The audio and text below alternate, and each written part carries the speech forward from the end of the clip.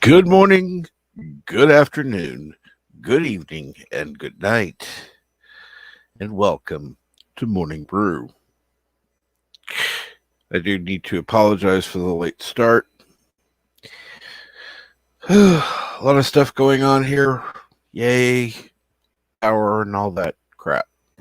Anyhow, other than that, and now having to go get coffee,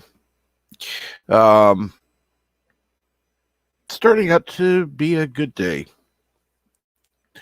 Let's see here. Yes, it is Saturday, November 27th. So, Cyber Saturday, I guess is what they're calling it now.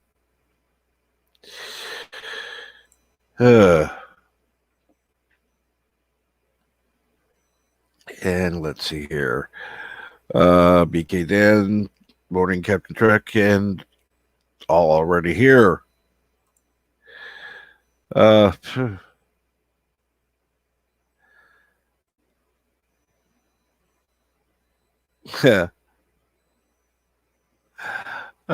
yeah.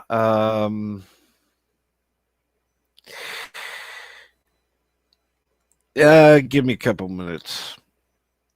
Let me let the coffee get ready, then I'll go get some and play the clip.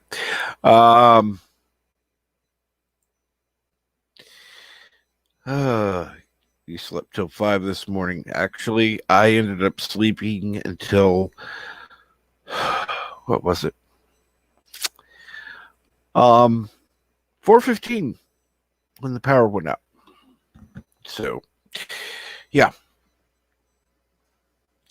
Woke up a little early. That's what happens on a CPAP machine. So, yep. Anyhow.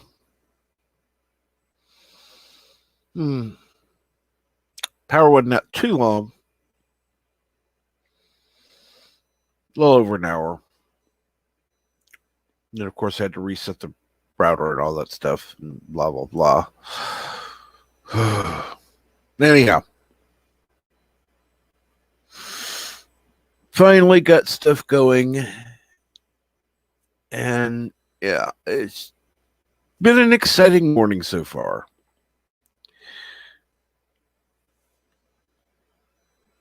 So I'm kind of jealous that you got to sleep in.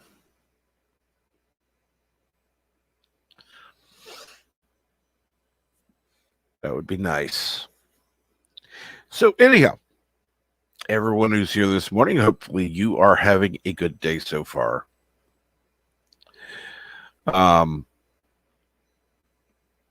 Let's see. Now, I did want to say that the featured channel is Ninja Knight.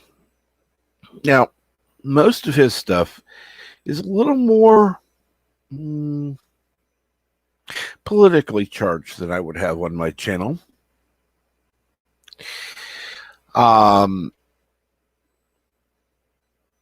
He's in Ireland and definitely is speaking out against things that are going on over there and here.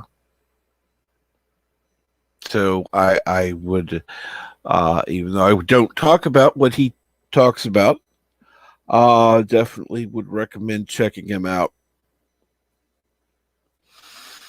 It's absolutely worth listening to. And yes, a regular part of the I don't know, description. I'd almost rather call it credits or something, but anyhow, regular part of this description is now going to be for the Lemon Society. So those of you who've not yet joined the Lemons Society, check it out and join today. So let's see here. I know I've got a few people watching, which is absolutely great. I hope you're having a good day again so far.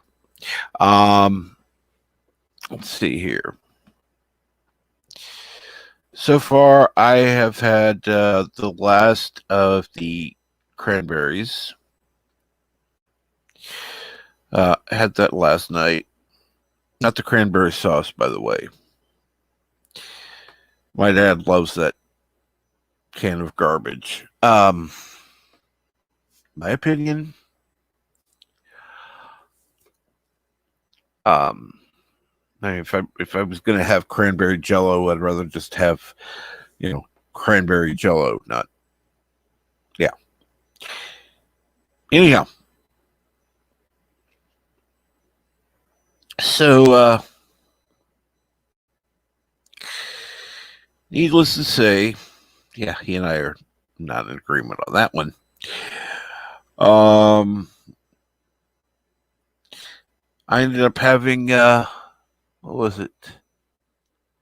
I had some the last of the what do you call it? Pecan pie this morning. It was actually good. Still got some turkey leftover stuff, but yeah, that's normal.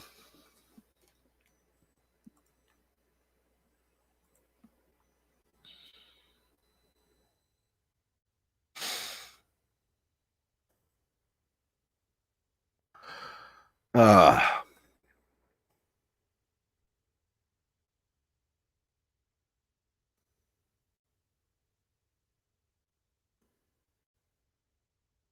and good morning, Resolute Germ. So, while you're here, I'm assuming that the Saturday morning cartoons are on as usual.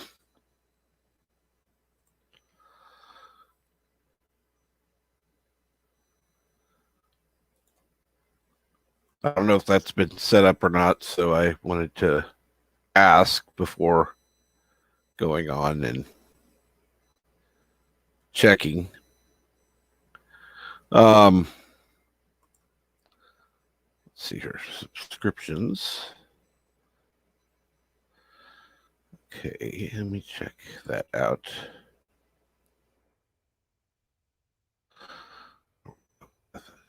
Here.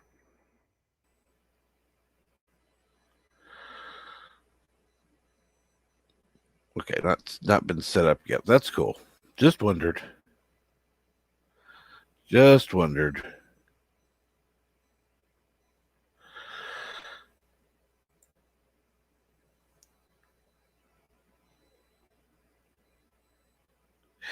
Oh, let's see here now.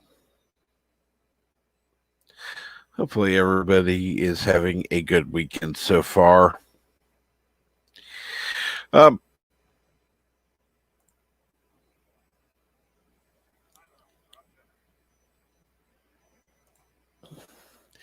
And good morning, Professor Brainy Specs. Resolute Germ says, I guess cartoons would be at the normal time. Be setting up later. Professor said had to go on while I was in the shower. And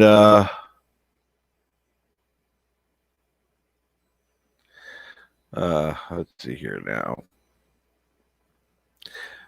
What is obviously the professor is cleaner now. So that's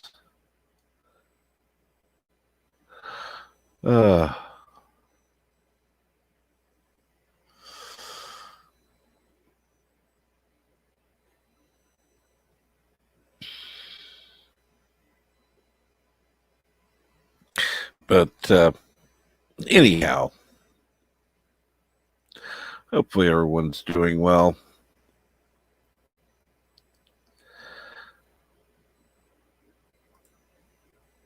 And hey, Sci-Fi, I happened to see that you were live. I didn't even check because I was late coming on myself. So cool.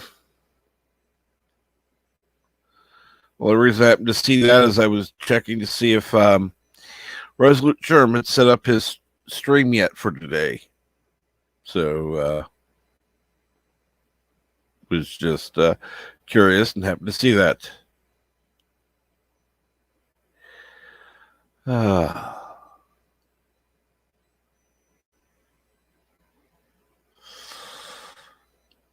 So what's going on? Hopefully Bird's doing okay. Hopefully he's getting some sleep finally.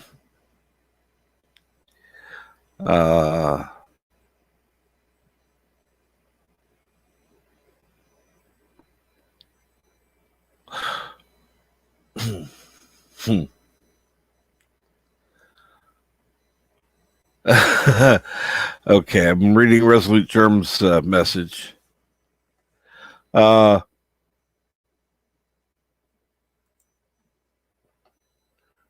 see here now. Find it interesting. Okay. Yeah, I send out something on Twitter, and of course, it has to bring up Twitter.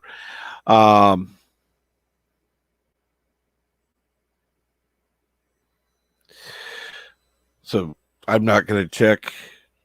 And yes, Sci-Fi Nation, hail on Kuroga.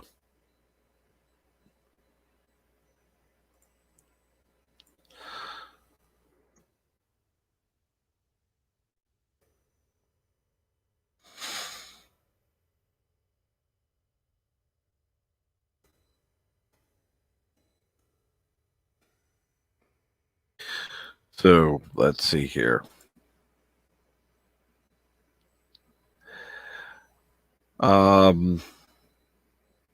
So far, I've seen a few people have uploaded some stuff. That's cool. It's always good to see.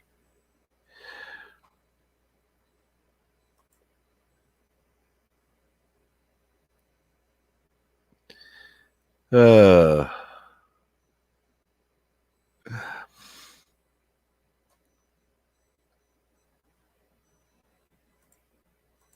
yes.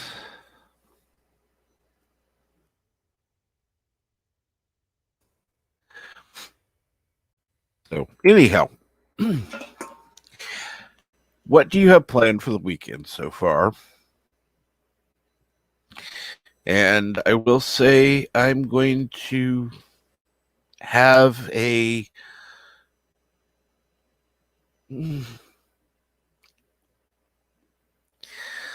slight rant coming out probably later today.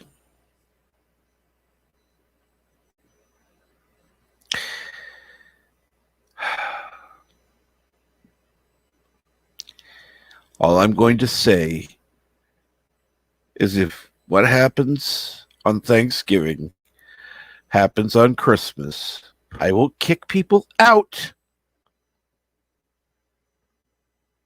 of the panel.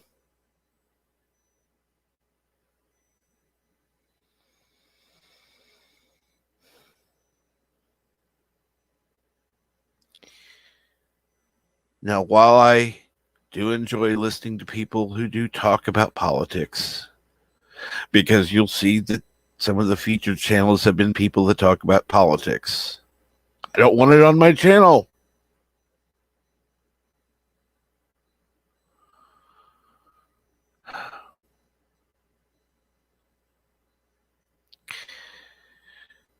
And listening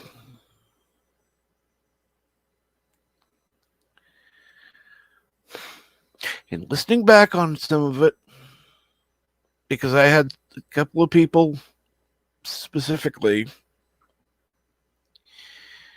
raise concerns over it, were upset because it got so political.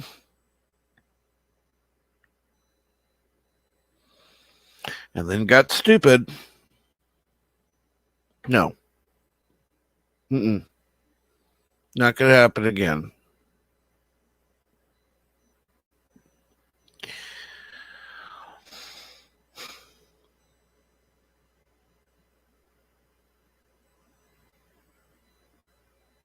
I don't care how much I like people.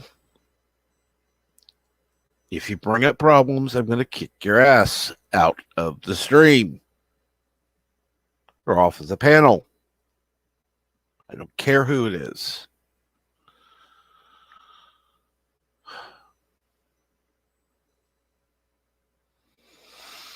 Now, overall, the stream was good. Don't get me wrong. There was a portion of it. Not going to happen again.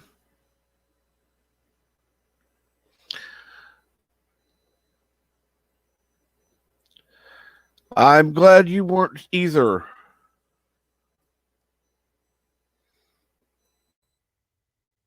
I'm glad you weren't either.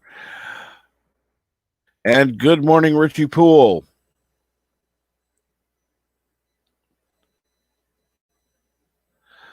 Well, let's put it this way. It got so bad at one point, I literally got up to get coffee, which I need to get my coffee now.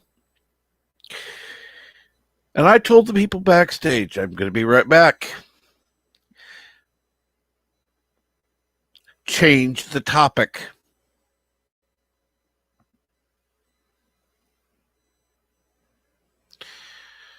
So I took my time getting a cup of coffee because, of course, with my mom doing stuff in the kitchen for Thanksgiving, it took a little bit longer. Well, the topic had changed. It hadn't improved, but it had changed.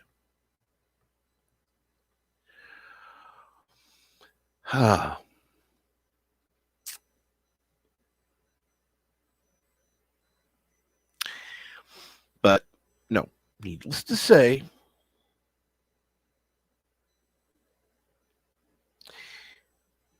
it may not be everyone's cup of tea.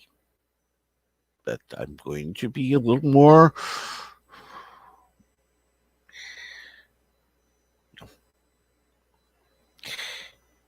Christmas is going to be a fun stream. When I say fun, I mean fun for me. So if I'm not having fun, it stops. So, just a fair warning. Don't get political on Christmas or the 26th. Don't talk about what's going around on either of those days. And yes, I'm going to have a morning brew on the 26th at 6 a.m. Fuck Salty Trucker. It's my fucking birthday. He can eat shit. I like Salty Trucker. My birthday. Fuck him. He can wait.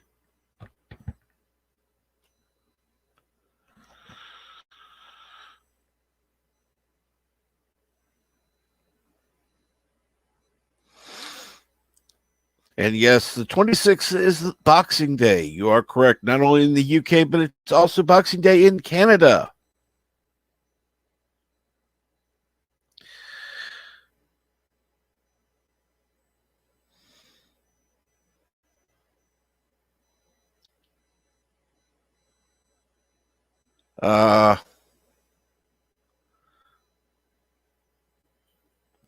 When did I say I didn't? I don't agree with him all the time.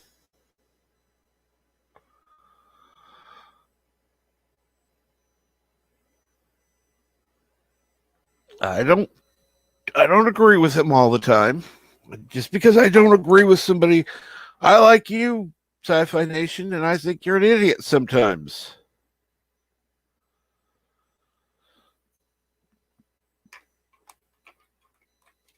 Particularly when you're drunk or whatever.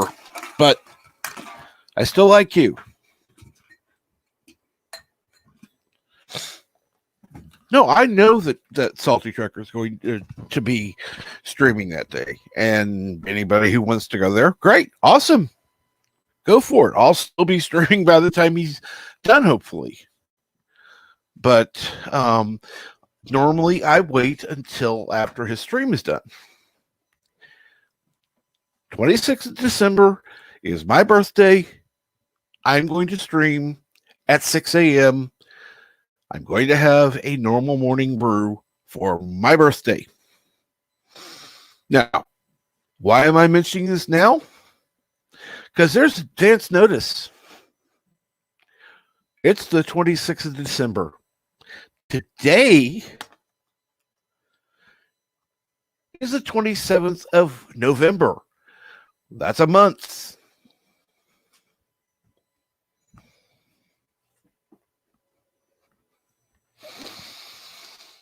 And when I said eat shit, I should have said eat salt because, Salty Trucker used to be anti-trucker with the little poop emoji. So Salty Trucker can eat salt. I'm going on at 6 a.m. Central on the 26th of December. And yes, I'm repeating myself. Oh, no, I know he hasn't complained.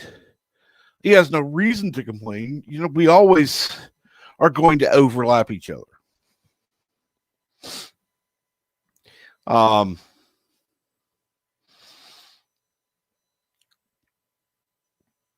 mean, there have been times I've been watching 3 streams at one time because if we were all to wait for each other, yeah, fuck that. We'd never be on.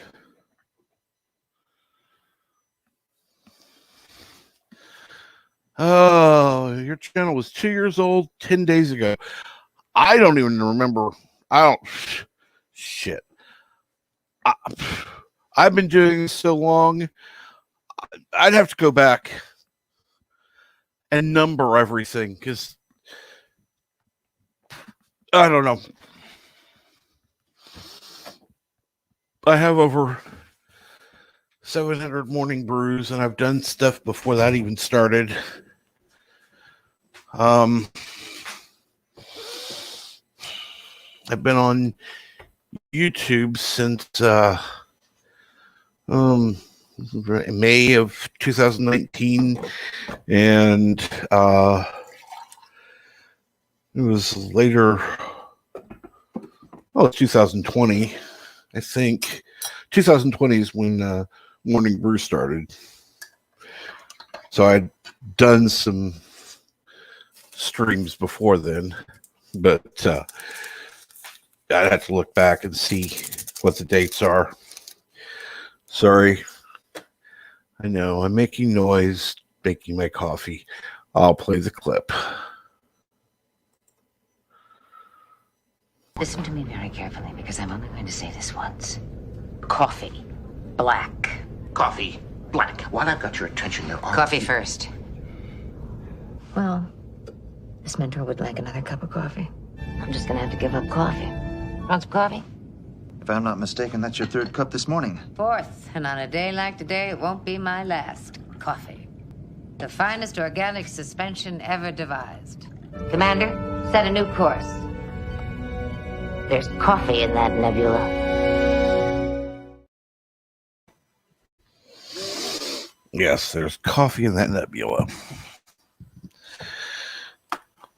Although, if I were to go to space, that would probably be the first location I went to, the Coffee Nebula. And yes, Eric Saunders loves Janeway. Now I need to actually look at the chat again. Okay, it's a nebula. Whatever.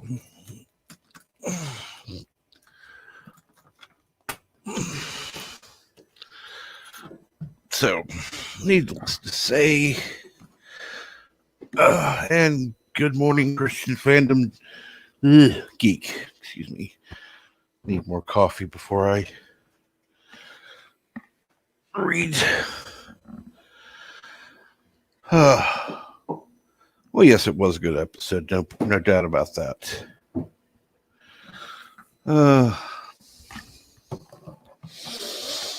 Let's see here.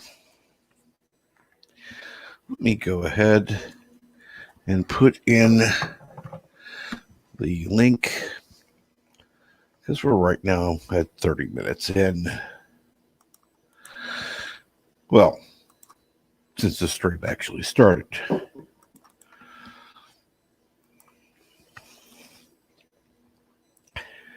And there we go.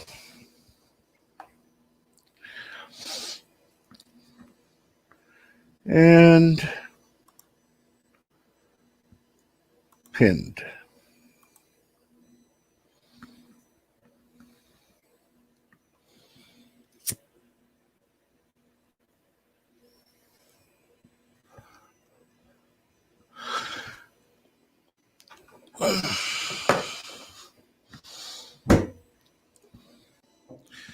And keep, not celebrate it. You should.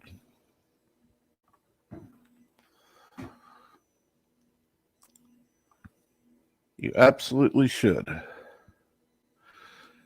And we've got Resolute Germ and Sci-Fi Nation. Good morning. Good morning. Good morning, Cap. How you doing? How you doing, Germ? Not bad. And it's working out pretty well. You take the first half hour to yourself and then allow a guest, sort of like an opening monologue as they do on late night. Mm-hmm. I did the same thing. Real good pattern for you. Yeah, I did the same thing last night for about an hour just to see. I did it without any scheduled. I just did it off a whim just to see who would show up. I talked to myself for about an hour to 90 minutes to see who would show up, just to see how long I could talk to myself.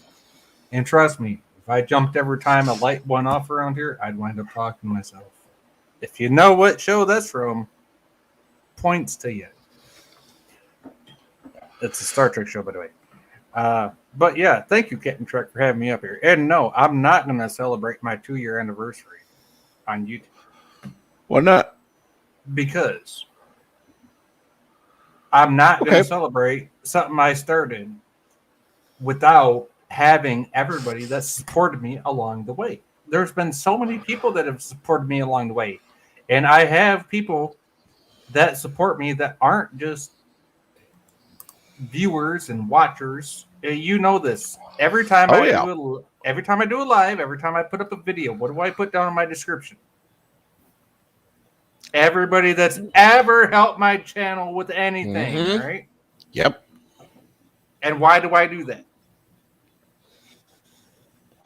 Why don't you tell people why you do that? Exactly. I help them. They help me. I help them. Yeah. It doesn't matter if I'm still friends with them or not. I'm still going to give them the fucking respect and support they deserve. Correct. Oh, morning, all. And good morning, BK Dan. Dan. How you doing, BK Dan? Oh, not too bad. Yourselves? But I am not going to sit there and say, hey, thanks for 2 years, hey, because I don't have the same people watching me now that I did 2 years ago. True. The channels evolve. We have different people watching us now than we did 2 years ago. Right? Yeah. So how is it fair for me to do a celebration if the people that started my channel ain't going to be there? You can invite them. I do. And I do every time I do a live stream. Every time I do a video, they're invited. Do they show up? Yeah.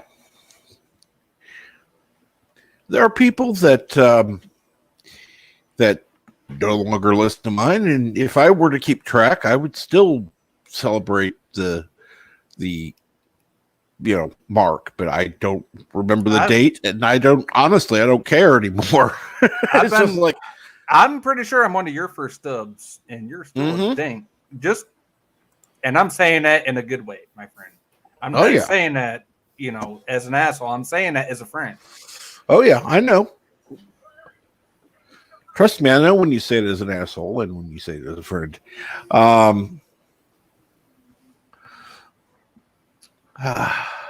Good afternoon, Mark. Hey, Mark. What's up, bud? Hello, ladies and gentlemen. Hello, Mar. How are you? Mar. How's it going now? Well, I'm trying to avert the flu. Oh, yes. You ain't got flu vaccinations over there? What the hell? Oh, it's different. It's different. The whole house has the flu at the moment. Oh, so get the okay. Yuck. So here's what you do: you get the fuck out the house. That's how you avoid it. Just like it. And good morning, Slugger. I'm trying to avoid it now for 14 days. I'm just saying, if it's that different, you get the fuck out the house. That's how you avoid it. Well, if you're worried about the bird flu, quit eating bird poop. Well, that's yeah, but what about the orphans? Not orphan poop. What are you talking about? That's how you That's how you get rid of our orphan flu. No, orphan flu. Okay. No, we're no. Anyhow, I think we were talking about politics. Oh, Lord, no. Please don't. Please don't. I want Cap to be in a good mood today. Yeah. Well, that'd be something unique.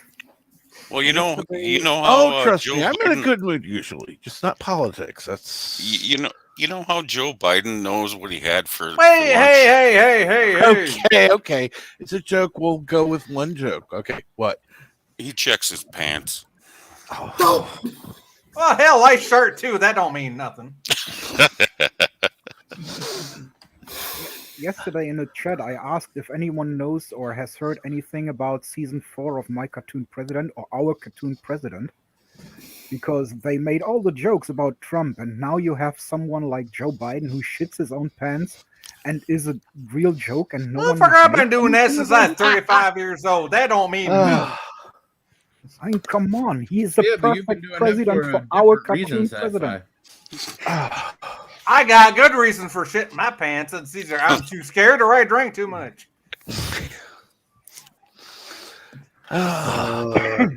What a shitty subject first thing in the morning. Yeah, yes, Jeff, it was a bad joke. True. Yes, Jeff. Yes, Professor. Yes. Jesus, when did you stop feeling bad for yourself and start interacting with YouTube? God damn. What the hell got into you? Oh, I've always interacted. It's just sometimes. No, but Professor Brainspecs used to felt bad about himself and thought, oh, feel bad for me until he started making friends on here. And now he feels good about himself, which I'm glad for. Don't get me wrong. But what changed, Jeff? I want to know this. What changed in your life? He stopped eating the pity pie. Yes, he did. He stopped eating that fucking pity titty.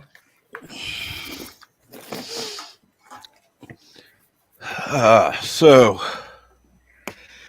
let's see here. Did anybody go out for Black Friday? Now, who the fuck Neither would did with the I. online world we live in?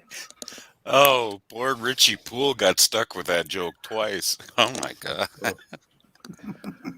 Wow, Richie Poole missed that I joke. worked all Black Friday. I didn't see it. Didn't see a stream last night, unfortunately. He was on late. Wait, and put that back up, Cap. I didn't read it. What's this say? Heard that joke on DJ Stream last night. It's still fun. Oh, okay. No, it ain't funny. It ain't that funny. It really ain't.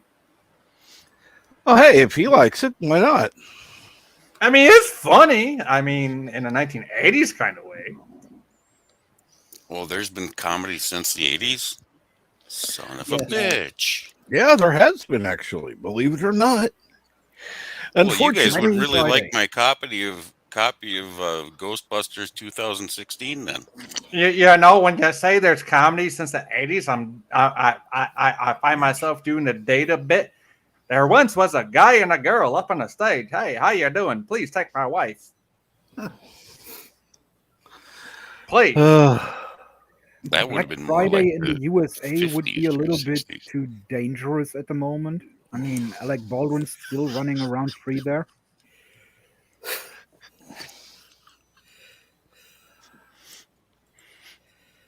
just Sorry, an you had to hear it 80s. Well, sliced. I do think that they're like a free range farm. Free They're not range in chickens. cages. Yeah, they're not in any cages, but you know. Right. I tell you what, you ever went to a redneck residence and had to catch your own chicken for dinner? Like, they don't even raise chickens. They just got a couple out in a coop for eggs, and you got to go catch one and chop the neck off. Was that a cousin joke? No, that's an actual up north joke. Had to ask. Rednecks were involved. No, I'm from Michigan, man. No, Connecticut trust here, me. so, I got yeah. redneck friends where you had to go out and help your friend catch a damn chicken and cut the fucking head off.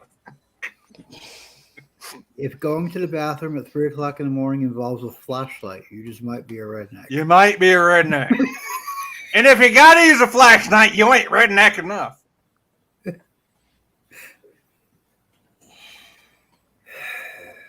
Man, I remember those jokes.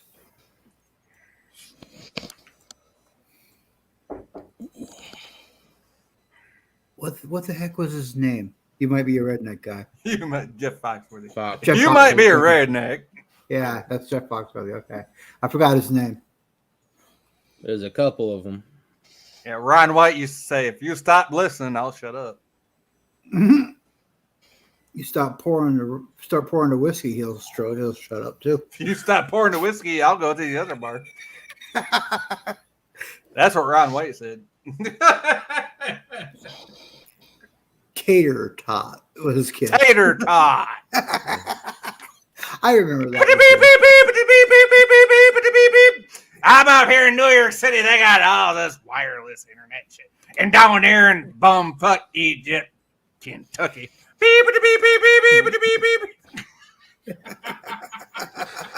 Oh, yeah. No, those 4 Bill Engvall was always the funnier one. Oh, you like Bill Engvall? Here's your sign. Oh. Here's your sign. Well, you got a flat tire? No, this one blowed right up. The other 3 couldn't keep up. Here's your sign.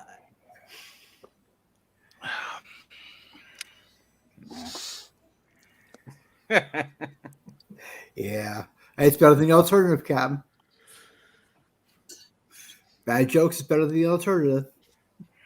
uh-huh.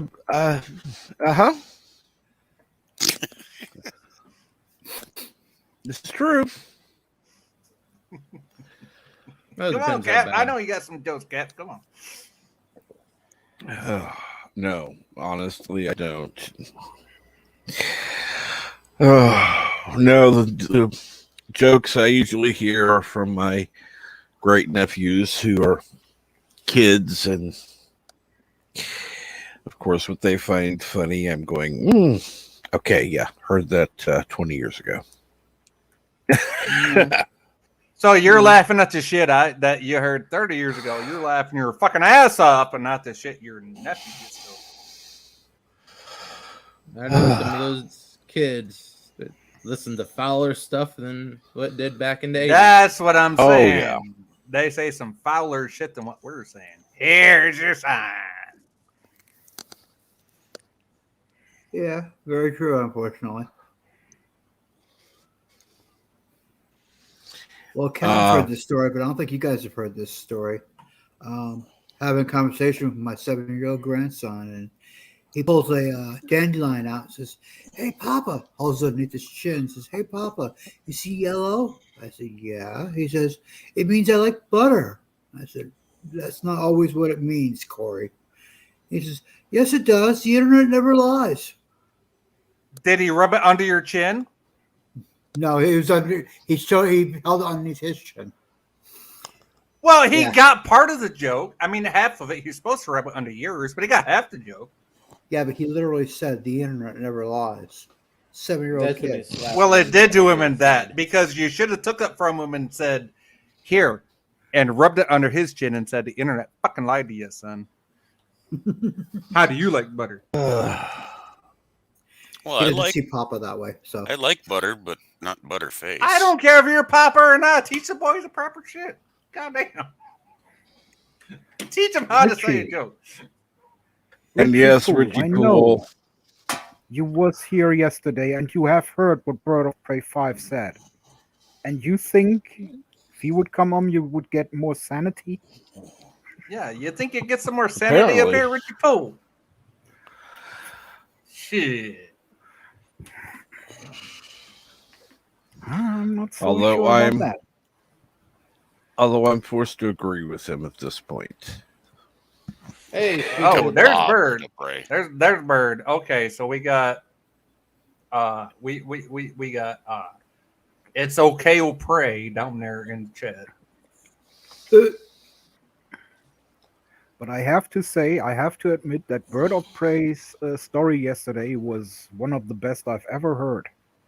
Well, I haven't seen Bird in about 2 weeks, so I don't know what the fuck Bird said. You missed And let's see. it. Rewatch the stream. Good morning, Keely Chow. Hey, Absolutely. Keely Chow. Hey, Keely. How you doing? See, that Keely? one, even with the crap that happened, I would still put it on my rewatch list. But yeah, you could skip the part. Bird of Prey's first Korogan, or the first Thanksgiving ever, which took place in Koroga story, was absolutely amazing. And I have Keely Chow's beat doing all myself right. a little laughing. he needs to clip out those parts and just post them as videos. And yes, Bird of Prey told us the story of the first Thanksgiving. Good God. It's the first Thanksgiving, Charlie Brown. Oh no. Mm-mm. He told us the origin of Bird of Prey 1. Bird of Prey 1. Oh, yes. The bird that won. The bird that got away from being cooked on stews. No. You'll have to listen to find out. No. I'll just listen to the Krogan national anthem. That's all I need to hear. I'll go back. Was that yesterday or Thursdays? I think it was yesterday. Yeah. Okay. Thursday, he had the unfortunate review of STD. Sexually transmitted descendant? Would you just stop with all that nonsense? I got bad jokes, okay? I've been a dad for 21 years. I have nothing against new Star Trek except for the cuss words. Because all the social issues in new Star Trek is nothing new. Social issues have been a part of Star Trek since the 60s. And if anybody has a problem with that, then they can dislike TOS, TNG, and everything that led up to new Trek. Okay, let me put it to you this way. It's not the political issues people necessarily have a problem with. It is the fact that you, number one, do not have an ensemble cast. The star of the show is Mikey Spock. My whole issue with the people that are arguing is the fact that they're arguing that new Trek isn't as socially conscious minded as old Trek. Yes, it is. It's completely. If you look at old Trek, they had a black woman, they had an Asian man, they had a Russian, they had. Look at old Trek. Look at all the social issues in old Trek compared to new Trek. The only issue I have with new Trek is all the F words. That's the only issue I got with new Trek. You're gonna have to put your rules back up there, Captain. I know. Just saying. And stamp him in the head with it. This is not political. I'm just saying. No, I'm not talking political. It's you running over Captain Trek when you just can't shut up for a second. Agreed, Richie Poole. Okay, yeah, I'll agree with that. It does have some bad writing. It's got more than bad writing. It's terrible. It is terrible. It's awful. Awful stuff. How do you believe this, Sci-Fi Nation? Believe what? I didn't say it had good writing. I just agreed it had bad writing. Okay. I totally agree it's got bad writing. And crappy cast.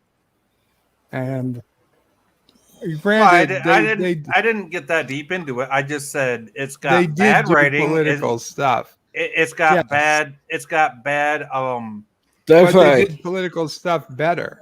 No, I'm just saying. As far as I don't care. I don't care about Sci-fi. No, I'm answering. Hold on, I'm answering Bird. I don't care about that other stuff. The writing is bad. Yes. The cussing needs to go. Yes. The social stuff, I don't care about the social commentary. Well, you should, because it sucks. No, it doesn't, because that's what TOS had, and all the way up through. They did it far better. I don't care if they did it better. It's always been about. Is so ham-handed about it, and it's like a child screaming about. It's like all these people protesting on the internet. They're so ham-handed about it, and they're so full of themselves while doing it. Okay, fair enough, Germ, but Star Trek has always been about social issues, no matter how it's written. But what I have a problem with is the cuss words in how they present the shows, because I cannot watch this with my kids. Yeah.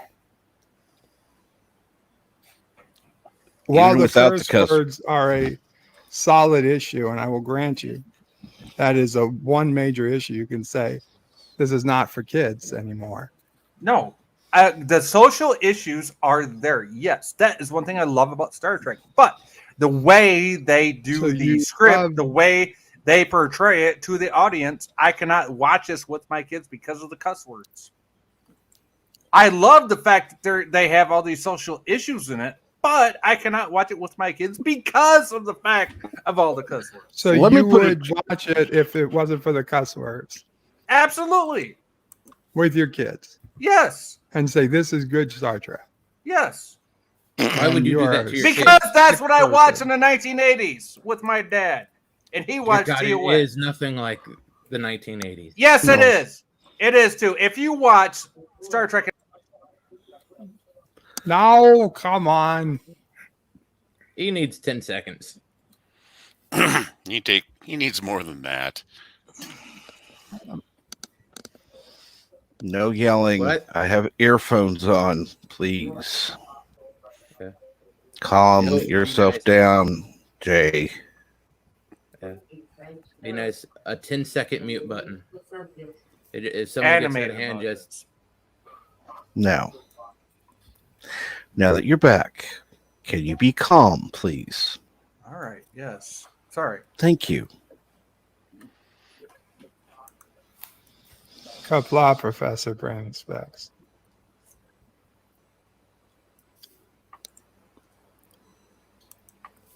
Now, while I would say that the original Star Trek had social issues in it, they were more open-minded about it and presented both sides.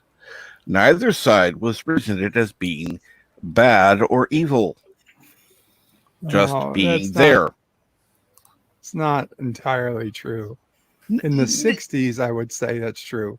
But he's saying 80s track, which means... I said 80s and 60s, Bird. I said both. I know, tracks. 80s, but he did different. say 80s. So And he's 80s right. was different, yes. TNG, especially the first couple seasons, you knew Yeah. which side they were coming down on. Mm-hmm. It's actually something Orville does even better than True. TNG ever did. Okay, can I say one thing? I said from my experience. That's Yes, 80s you track. did. I stood up for you. Yes, and that's the one that my dad watched with me, and he grew up on 60s track. And he even said, look, this is so more sociable, acceptable now than it was in my day. I don't even know how to react. And he's a fan of Star Trek. He grew up watching Star Trek.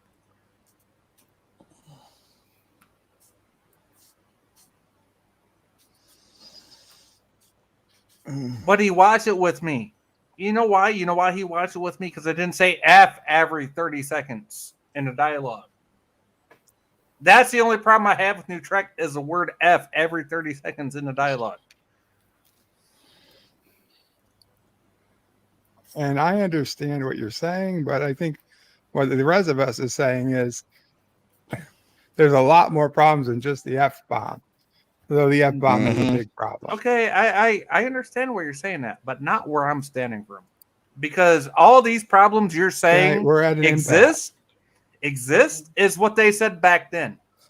No. They used to say when TNG came out, all the TOS fans used to say, this ain't my Trek. Well, yes, not all. That's First, true. not all. Not all. But yes, you know what? Trek a fans are lot always less going to than disagree. they like to say. But A lot of yeah, that maybe stuff- it was 10% of Trek fans as opposed to 90%. Bullshit. You better go back and read the numbers again.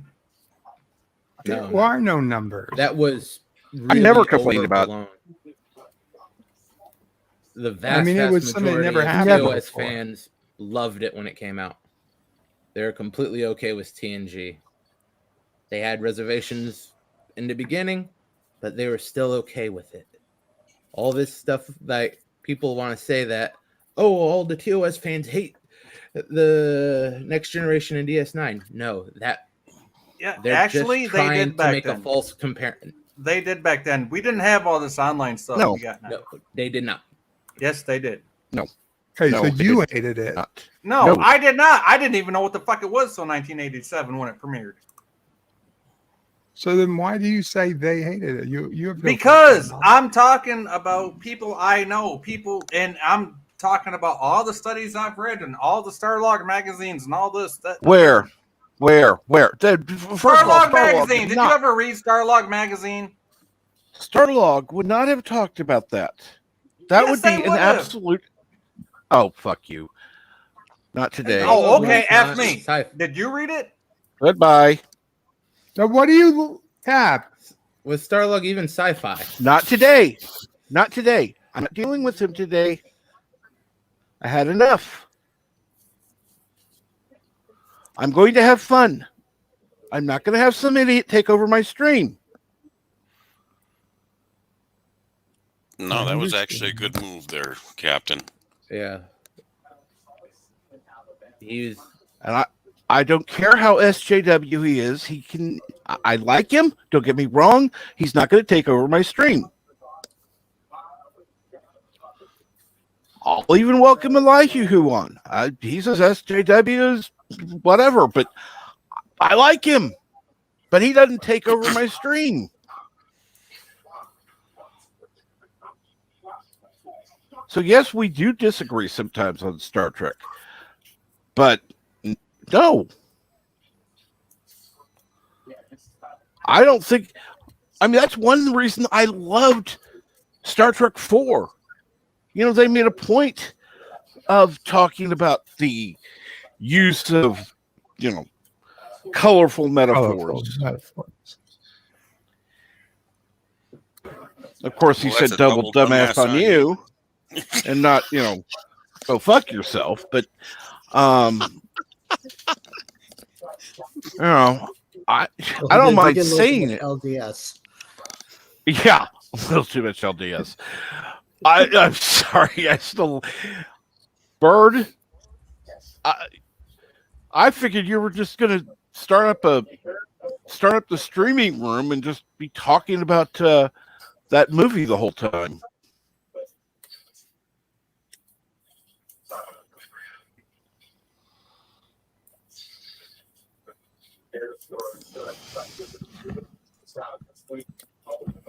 I guess there was a Star Trek Starlog too. Yep, there was. The only one I remember was actual stars in astronomy. They actually it was when I saw it, it was a pretty good magazine, but it wasn't exactly at the time wasn't exactly popular. Except in certain circles, but yeah.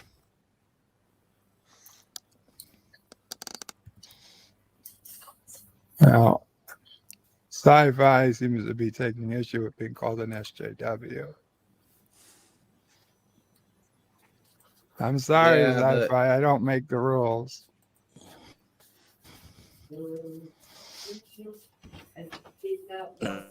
I'm the only one who called you that, so it would be me, not them.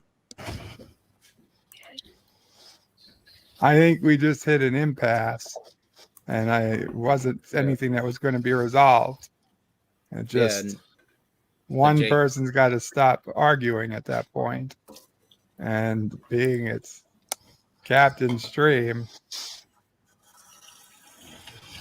it technically have to be you to stop, but it's an unfortunate position that we're left in. I think there's an opportunity to learn, but whatever. We are where we are. Life will go on. The debate will continue on other streams. Yeah. True. Sci-fi fans will never stop arguing over their favorite sci-fi shows and bringing plenty and plenty of evidence as to why we're right, even though all we have is opinions of other people, because there can be no physical proof that any of us are actually ever correct. It's all opinion after all. So it's just whose opinion do you care about more? Yes. I care about mine. Yeah. And at least we're not reality TV fans. Those people. Oh, thank God. Because those people are the real sickies. At least we're better than them. But I count myself among a true sci-fi fan.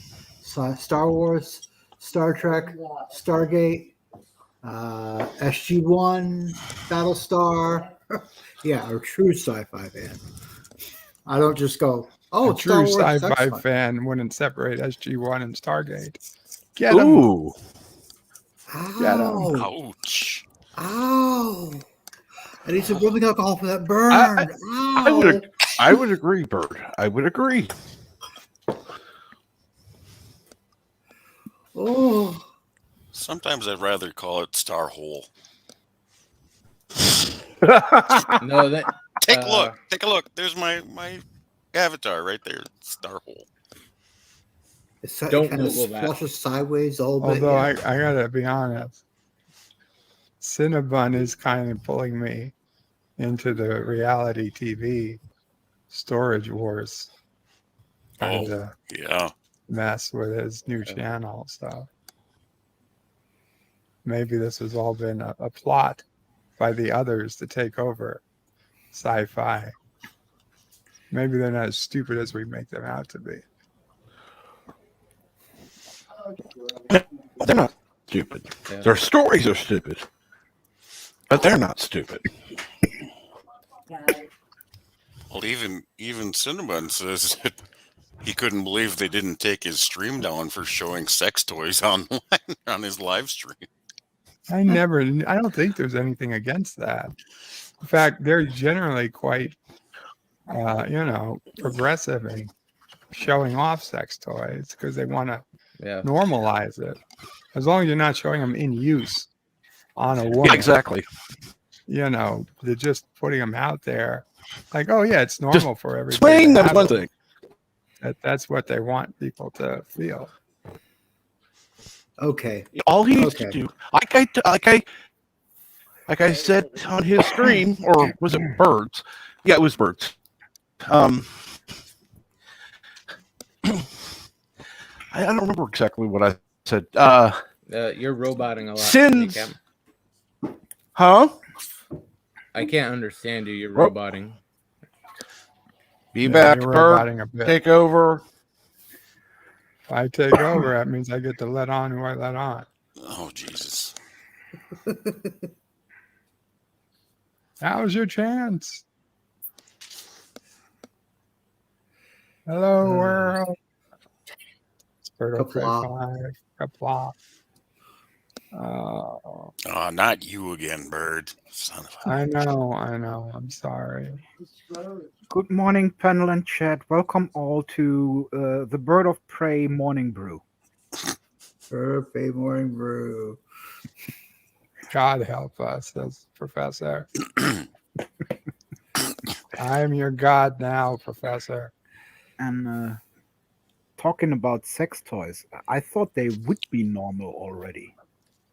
That's okay. He said that he said that he didn't want to show in use on women. What about on dogs?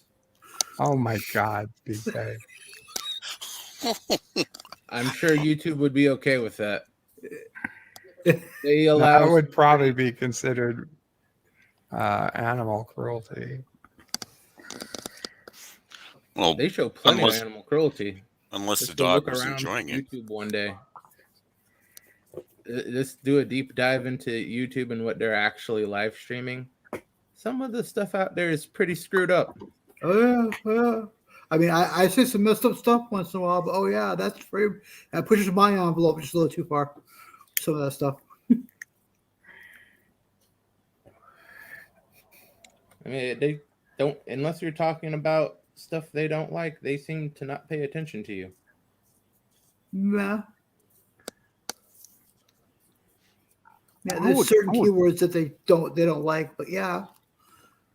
I would like to know how many 16 years old are out there who doesn't have a little batteried boyfriend in their drawer next to the bed. Well, me being a straight guy, I didn't have a battery operated boyfriend. I had other stuff on my bedside table, but of the magazine those variety. Are out of print. Yeah, I was gonna say those are the magazine variety, but yeah.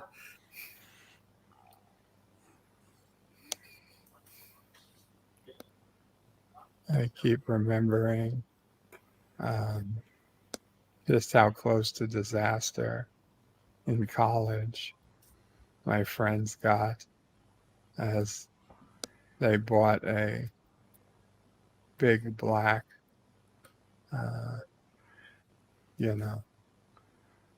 whatchamacallit, for a young Italian girl who was about to open it in front of her very Italian parents because she thought, oh, they brought me a birthday gift. I'll open it before we go out tonight. And it was like, oh my God, the alerts that went across the faces of the guy who actually bought it. No. He didn't think for a second she'd open it in front of her parents because it was just so different cultures. I mean, he would never think to do that, but she lives here at her parents' house, which was like a beautiful fucking Tuscany house and the most expensive part of Long Island, by the way. Not that it matters, but I'm just saying, if he didn't want us to come home that night, I'm sure there were, places to hide the bodies. Places to hide the bodies on that property that still would never have been found to this day. I don't know. I would think that if it is a true Italian mother, she would look at it and be like, oh, mamma mia. Now, you have to understand, this was his innocent, sweet college daughter who clearly he was never married, has never even thought of such things. The dad, of course, he would directly call them up, but to get rid of everything and anyone near his daughter. That's for sure. You come to me and present this gift to my daughter. Yeah.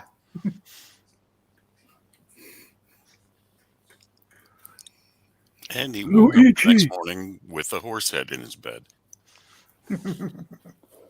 Luigi, dispose of this man. Say hello to my little friend. Oh, man. That was Marlon Brando, wasn't it? The Godfather? Yeah, in the first one. Yeah, I thought so. I was trying to remember. Yeah. He was excellent. Captain's probably rebooting, Professor. He had some bad roboting going on. Yeah, he was clipping pretty good there, wasn't he? Damn Decepticons. He was roboting. Sorry, I was born in the 70s, grew up in the 80s. Damn Decepticons. I used to be such a good boy that I wouldn't buy Decepticons because I felt like that was being bad. Disloyal. Yeah. Yeah. Who were your Autobots gonna beat up? Bad G.I. Joe people. Yeah. Cobra. Okay, so does anybody know who Geek Hero Bubba is? I've seen him around before. Geek Hero, there we are. That's great, man. No, long time no see, guys. I haven't been trying to ghost everybody. It's just things have been stupid here lately. Oh, things have been stupid here too, so you're in good fellowship. Hi, Gap Stargate. Fair enough. But no, I just wanted to weigh in on this. The whole thing with normalizing the sex toys and everything, it's a little bit different in the United States than it is in Europe, because over there, nobody bats an eyelash at a 16-year-old girl having a battery-powered boyfriend, as you put it. But there is a over here, things people over tend here, it's a crime.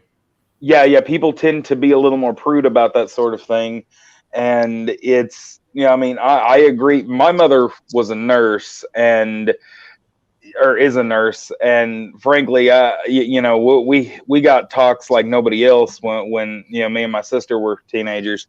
But that's just the way it goes. There were things that were acceptable for us to talk about, and with my mother, the nothing is sacred. That woman will talk about everything.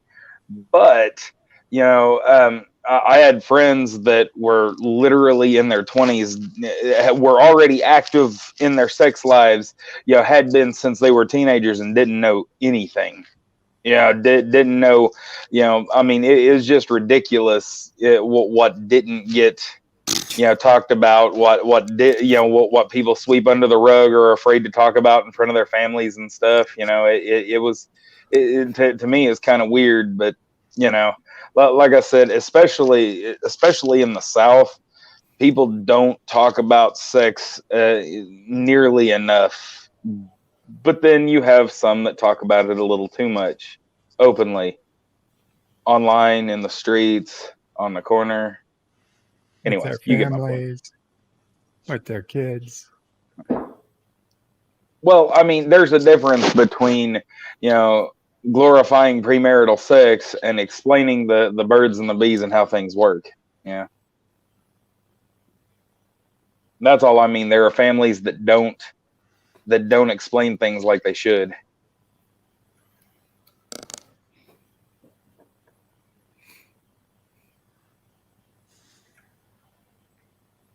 Oh, I just read that. I like that, Richie Poole. Tasha Yar. Tasha Yar had a battery powered boyfriend once. I like that. Was he battery powered? I Yep. thought he had a reactor. Nope. All we know is that he was trained in multiple techniques. Four AAA Duracell batteries shoving up his ass. So I always assumed they'd go in his nose.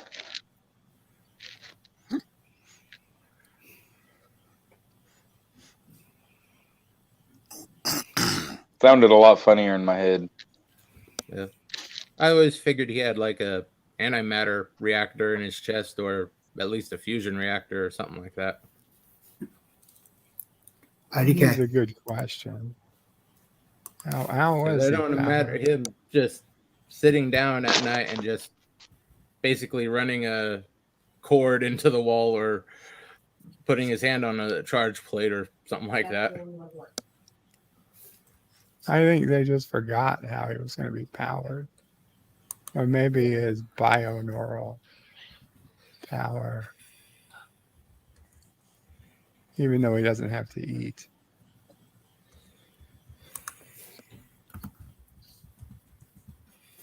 Maybe some type of what are those things called?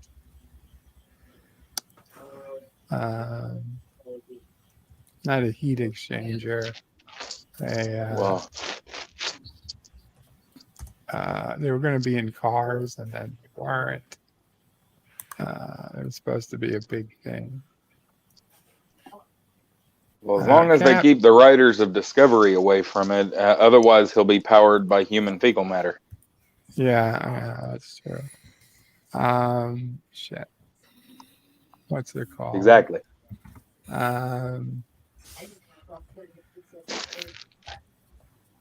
Oh man, my brain is mush. My brain is mush since I started the steroids. Yeah, they'll do that worse to you. than even worse than usual. Welcome back, Cap. Thank you. Hey, Cap. Trust me, I've been here longer than I wanted to be.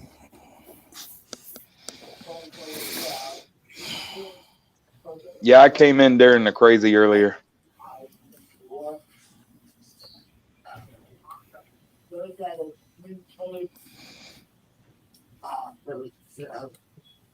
So, Bird, with those steroids, have you had any Bird smash moment? No. Just completely Hulk out?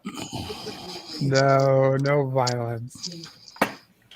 No violence. It's just shaking and weird at times. Like literally when I started this stream, I was shaking my hands and I could barely talk. I had to take a Xanax. And then it felt better. Yeah. Well, if your blood pressure ever gets low, you know what you can do to raise your blood pressure. Watch Star Trek Discovery. Exactly. Well, we want to raise your blood pressure, but we don't want to give you a heart attack. Yeah. Or, yeah. Maybe just a short clip of something a little less toxic. Let's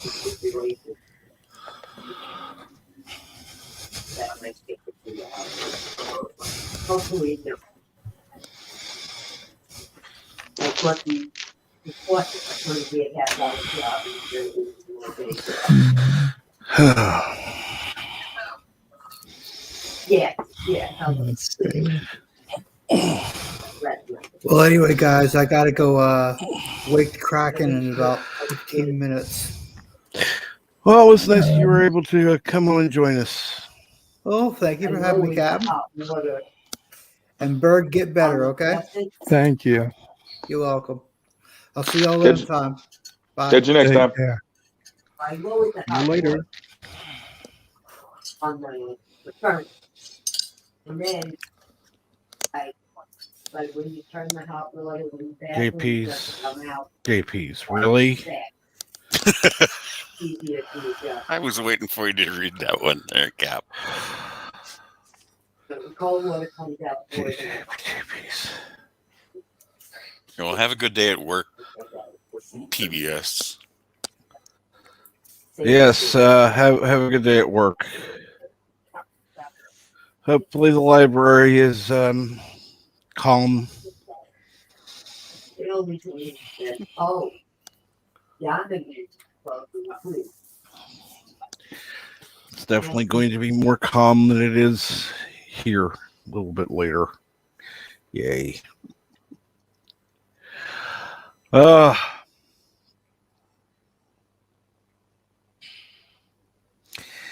And as far as the last Power part, cell.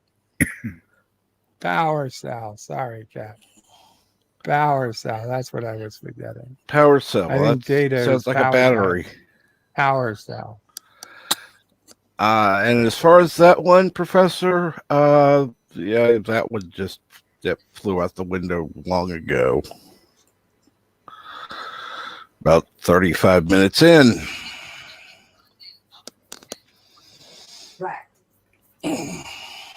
You do understand that just because you might not think it's a great stream doesn't mean that the majority of people listening don't think it's a good stream. Okay. And a lot of people live for drama. It's not saying it's something you should aim for, but it is a a fringe benefit or a door prize. Like just because you don't love it doesn't mean everybody doesn't love it. Some of your most remembered episodes might be episodes you're not particularly fond of. Yeah. Let's hope not.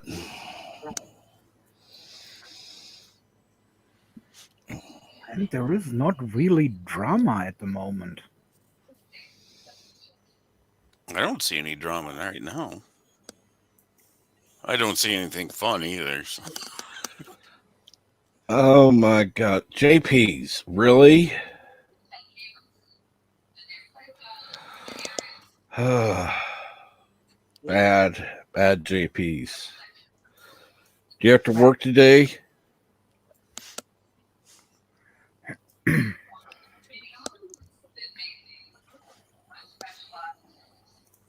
Yeah,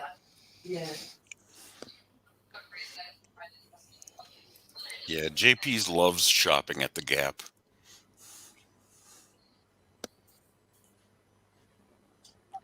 Shopping, I don't know. Visiting, yes. And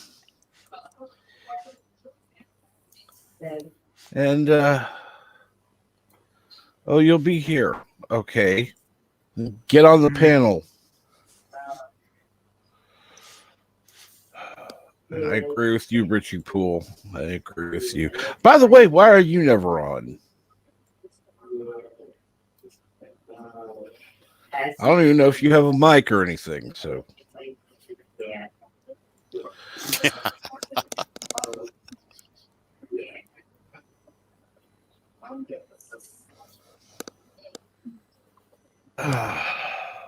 Yeah. JP's. Oh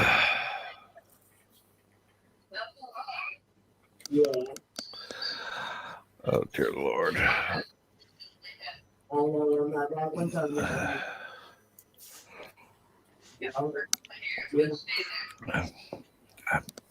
I could say something, but I'm not going to.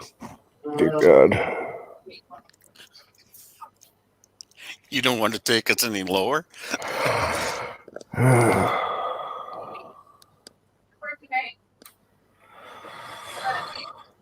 Oh Lord.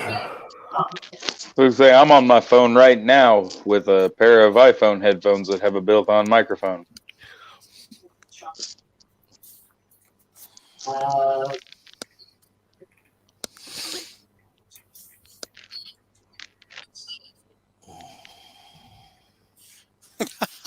That's awesome, Gap.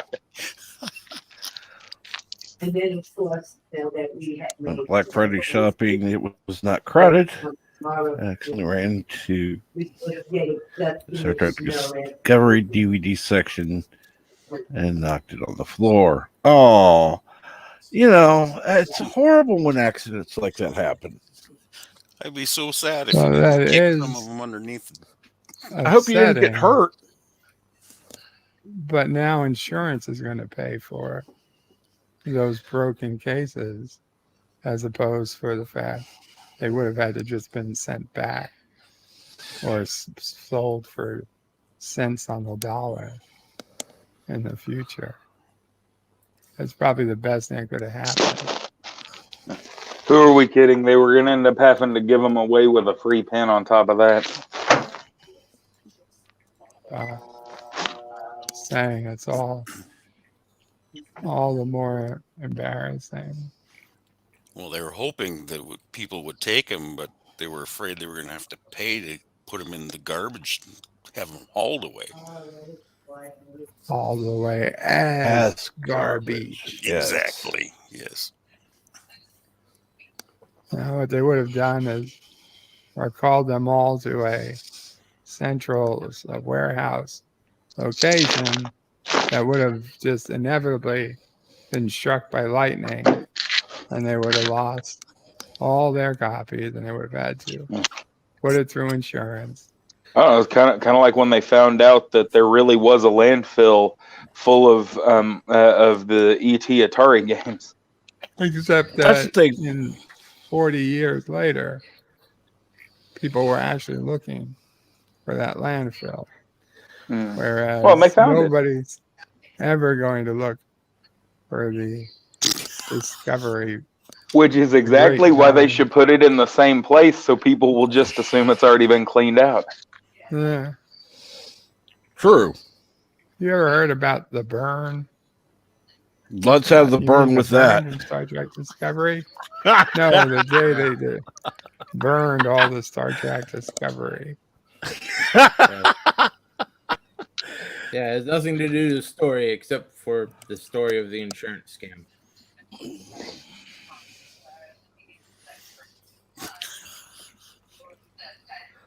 Oh, no, but the sales lady came bitching at me like burn them on Discovery.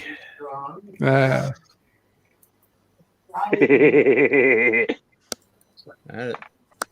of those, you're lucky you touch it. They try to say, oh, you damaged it, you bought it, you're buying this.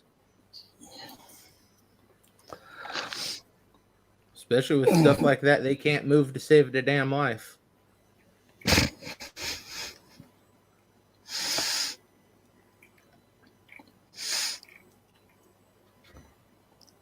Oh, trust me, there are definitely ways around that. But yeah, I was going to say only mom and pop shops really do breakage you buy it anymore. I don't know. I've had Kroger. Yeah, they used to have this little DVD section. Any little thing. Oh yeah, you scratched the shrink wrap covering. You damaged this. You're gonna have to pay for it. Well, Kroger still has pride in their stores. You wouldn't know it from the employees. that's true. Don't have any Krogers around here, but when I was living in Kentucky, they had Kroger. And, I didn't say they had a lot of pride. Yeah, they have a subsidy, Fred Meyer over here, but it's just Kroger under another name. Yeah. Mm. And yeah, Richie Poole, maybe that's why they have detached nacelles. It'll fit easier into the garbage cow. Well, that's true.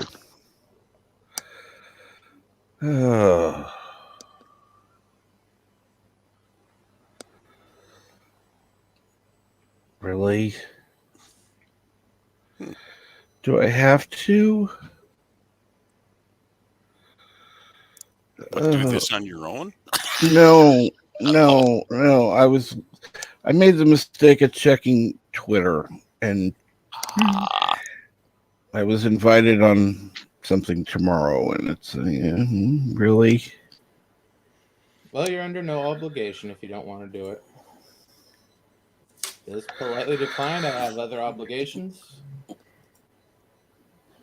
I heard Bird People that has rarely an check obligation on December 19th. Yep. That's true. He and the salty one are going up against each other on Question Trek.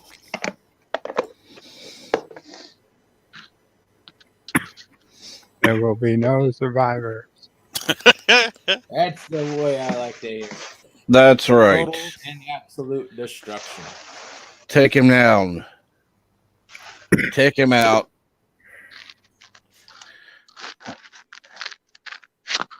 Have any of y'all seen the new Venom movie? No. Nope. Never mind Not then. planning on it. Never. It's actually really good. Mm-hmm. I've never It's been in in the same pile Streaming as on anything? crap like Shang-Chi. No, he didn't And kick me no, out. I would not kick Bird out. I accidentally clicked on a different tab and closed mine. I had to reopen the tab. So to say, if Cab and Bird are fighting, it's time to run for cover. Ain't none of us sticking around for that mess. Oh yeah, that's a Cthulhu-esque battle. I just kind of figured Charlie was playing with her keyboard again. No, Charlie's like, Mama Price talking to him through Facebook.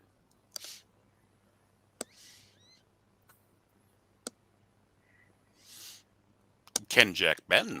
Hello. Hey, Ken. All right, guys, I gotta hop off. It's been fun. Thanks for having me on. I will still be in the chat, but I gotta take off. We'll catch you later. See you later, dude. Wow. So I just turned into HBO Max to see what was streaming these days. And the Max original, The Sexy Lives of College Girls, is the video they're showing off. I guess they decided. Cinemax, Bird. I guess they decided is what I want to watch. Oh. I highly doubt any of these girls are in college. Well, The Sexy Life of College Girls still sounds way better and more action loaded than the new Resident Evil movie. Yep. I'm sure those girls are way more open if they're paying for college. Yeah. For you, where the Millers internship, the campaign, these are all old shit. The Matrix. Friends. How do you not know that I hate Friends by this point? You have the worst fucking algorithm I've ever seen. If you think everything I've ever watched would make you think I wanted to watch Friends. Number one, if I wanted to watch Friends, you would think I would have for one place at this point in my life.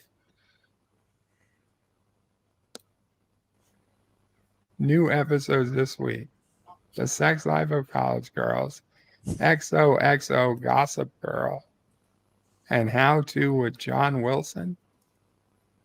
What the fuck do they think I watch? 12 Dates of Christmas? Someone's using your account, Bird. Insecure? South?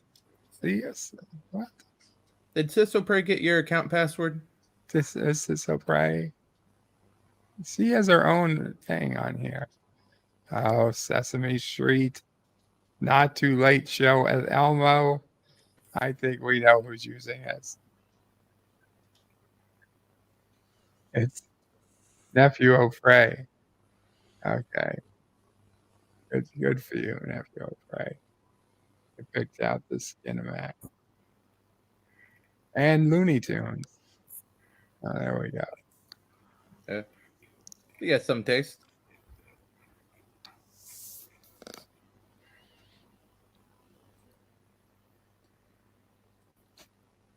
Is rather disturbing. His viewing habits would show up Friends, though. He's a little young for something that awful. That is true. Friends. He might have confused it with The Office. But they don't have The Office on HBO Max.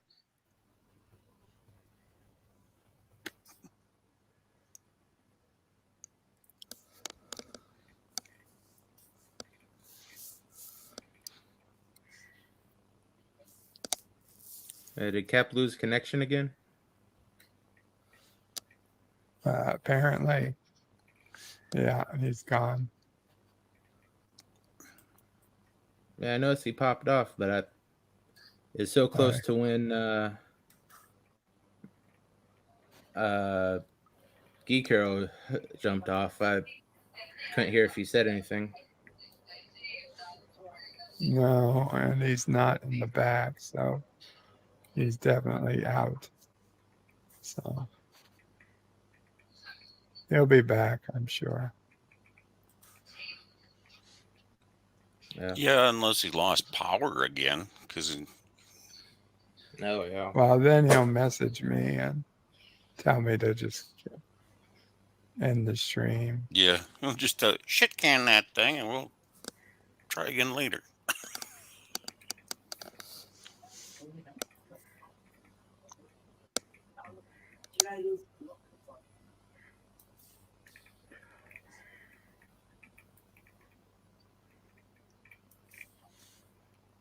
Unless, of course, it's your stream now. Are you doing a movie today, Bird? Huh?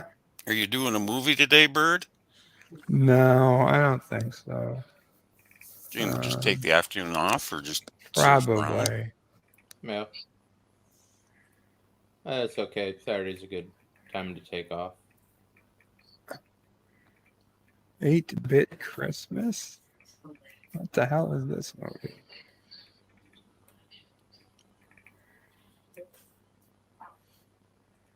Eight-Bit Christmas. Wasn't that like Nintendo Christmas? I think it's like an 80s movie, Christmas.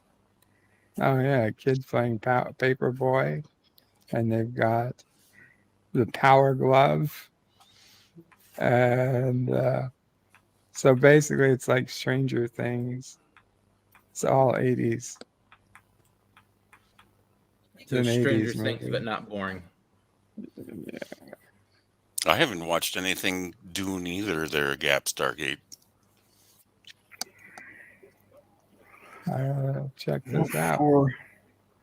For Dune, I would say it depends. If you know the books or you like the original Dune, then you probably do not want to watch it.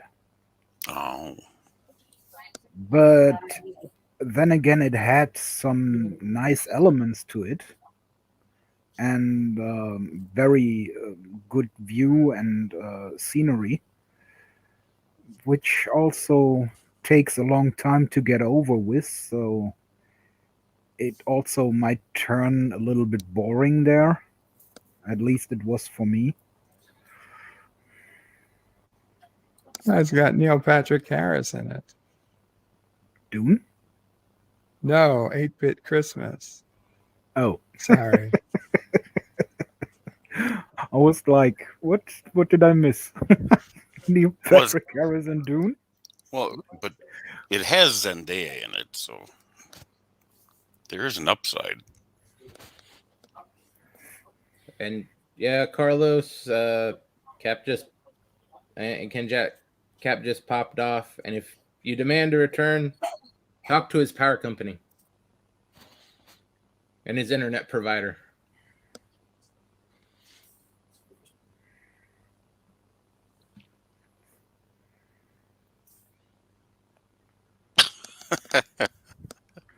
Oh, and I still hope that Bird of Prey will give us a nice Christmas movie, like a very merry Harold and Kumar Christmas, I think was the title.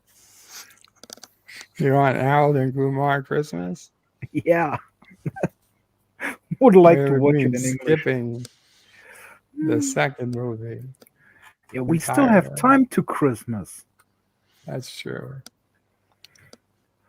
But a real good Christmas gift would be never seeing Harold and Kumar again. I was going to say, a lot of people were not fans of Harold and Kumar. Why not? I like those too. They're cheap versions of Cheap and Chong. True.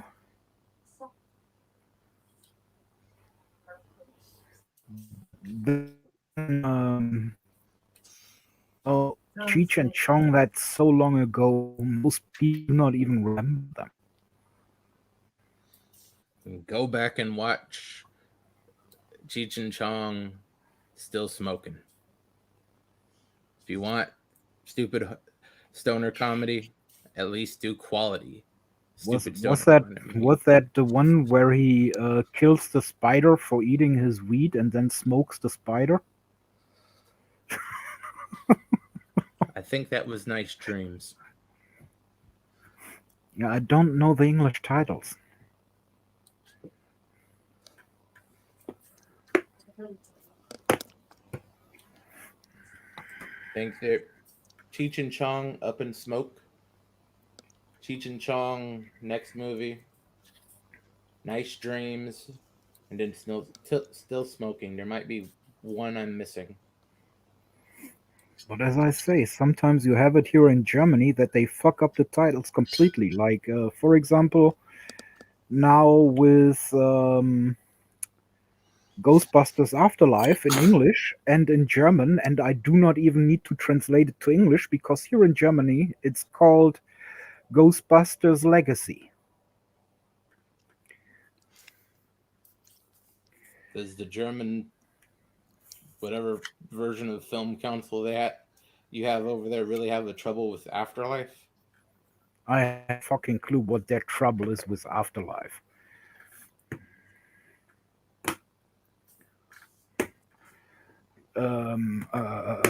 What was it? Impossible Mission.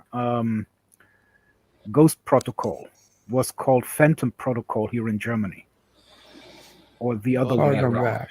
So, welcome back. Thank you.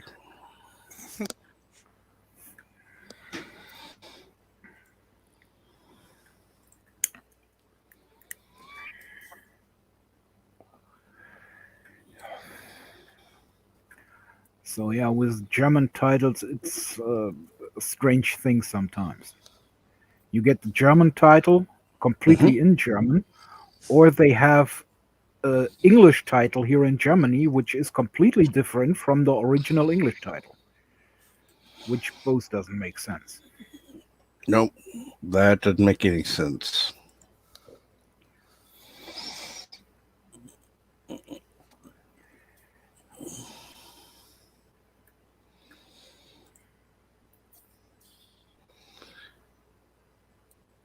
Uh-huh.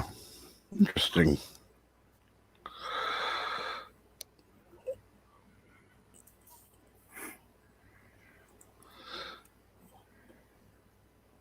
Yeah, big Christmas would have, yeah. Otherwise it would have cost them more money.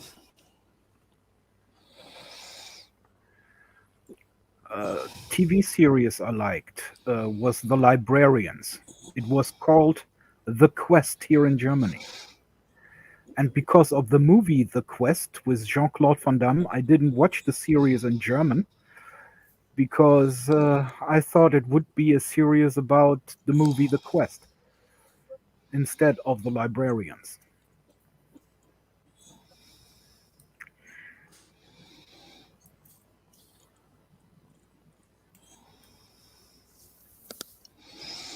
Yeah, that's odd that you guys can't translate the movie titles properly.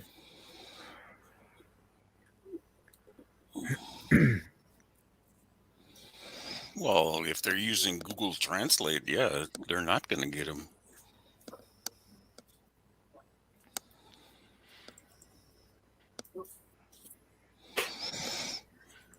You got to dig up somebody like Mar that actually knows what he's talking about. Yeah.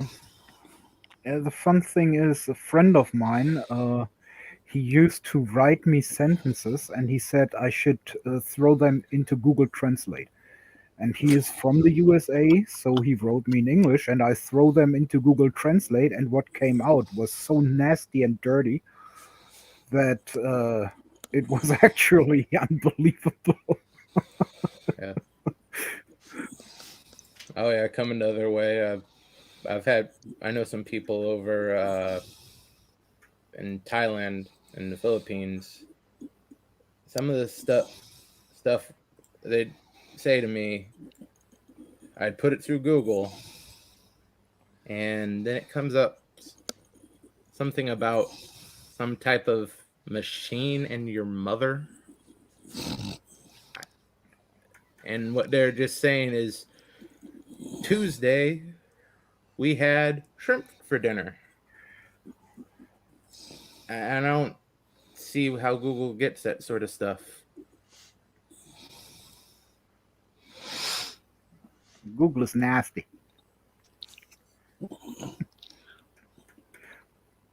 And good morning, Sherry. How are you this morning? Oh, hi, Sherry.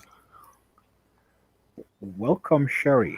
I can't say good morning because I already did that. And yeah, well, it's nice to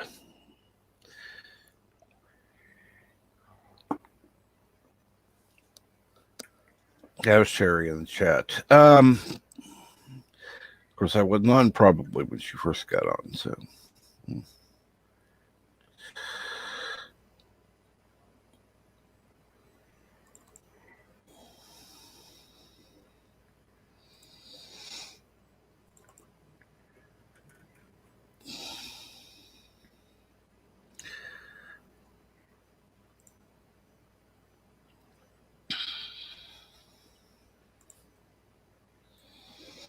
Oh, I'm glad to hear that you're doing well today. Thank you. I am here, I think. Yeah, we're all here. The holiday may have tried, but it didn't manage to kill any of us.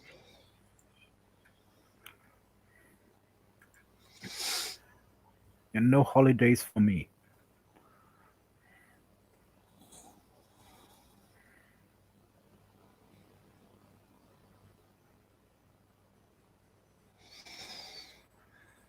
So I can't really go there and say I survived the holidays.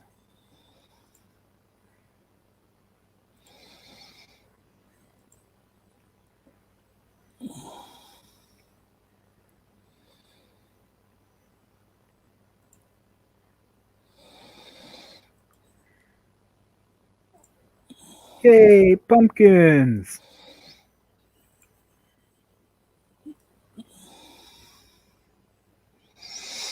Yes, thank you, Ken Jack Ben. Yeah.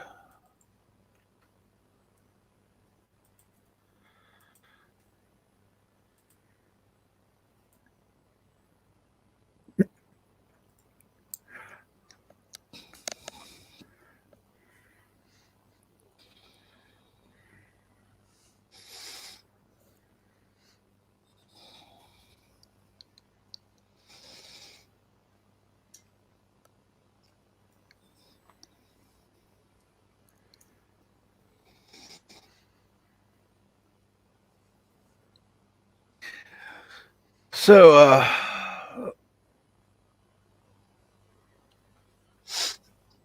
what has been going on since I've been gone? Not too much. We mellowed out quite a bit, I think.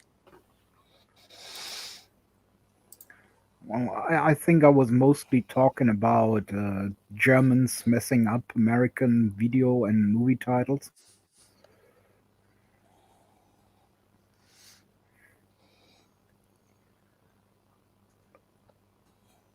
And saying that I sometimes miss good stuff because they fucked up the name so badly that it is beyond recognition.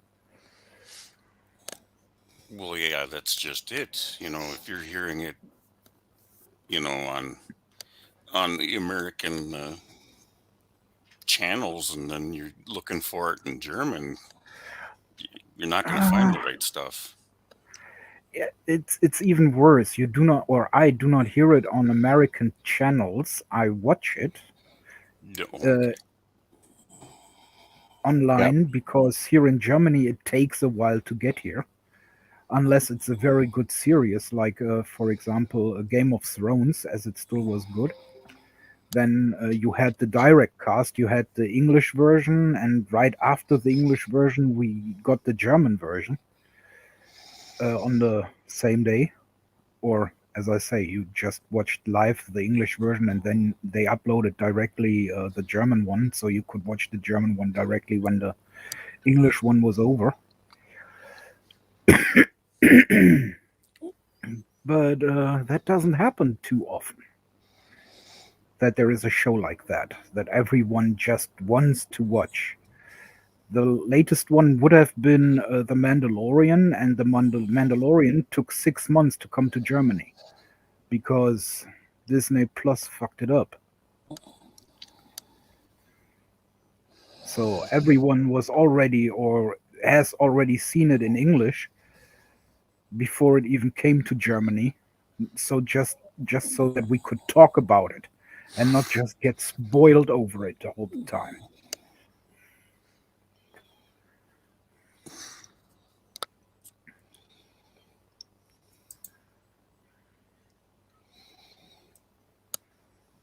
But that's something that Disney Plus really has problems with here in Germany, because for the older stuff they do not have the rights to the German translations, so they can just show the English originals,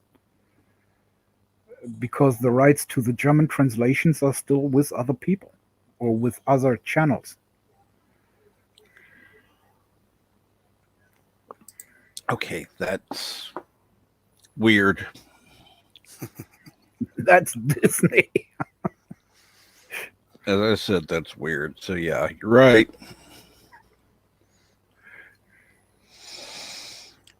Well, you got to wonder what they're thinking with their marketing. Well, be right back. I guess my lunch is ready. Cool. There you go. And no, I haven't seen it. Where's it on at, actually? Gap Stargate asks about the new series Hawkeye.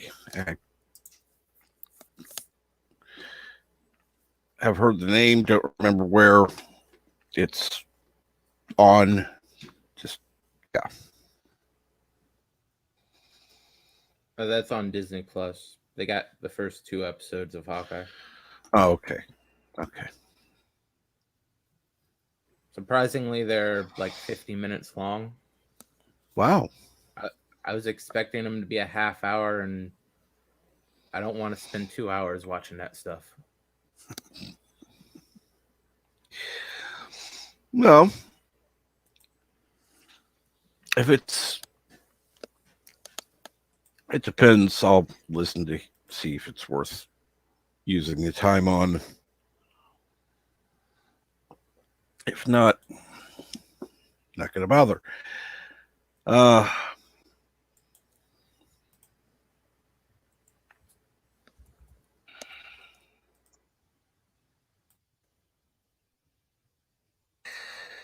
So, Bird, have you decided if you're streaming today or not?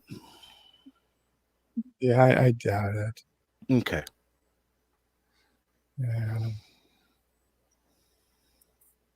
I think I'll need today, and unfortunately tomorrow. Yeah. We'll probably Good idea. be busy. So. Good idea to not bother with today or tomorrow. Yeah, I know you're going to be busy tomorrow, and today you just need to rest. So if I do stream, it's just going to be me playing my game. So it's not anything anybody need to worry about.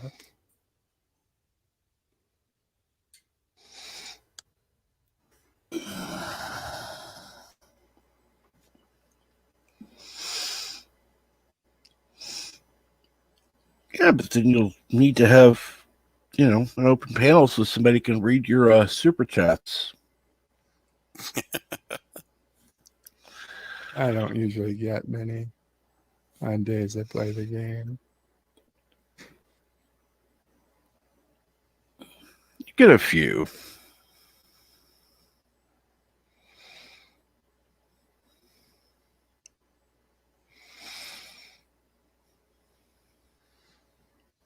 Yeah, I'm sure some of your lady friends would love to super chat you this time of year.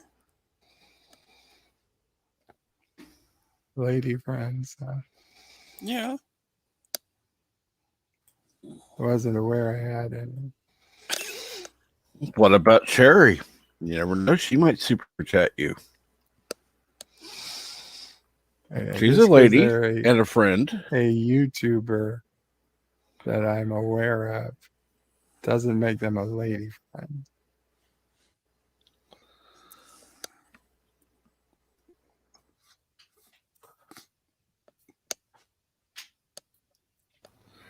Bloody Wolfie.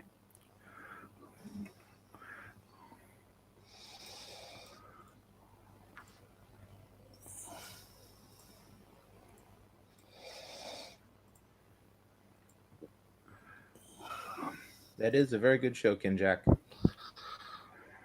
The only problem I have with that show is they keep calling the car in it a Charger. And it's a Challenger that they're using.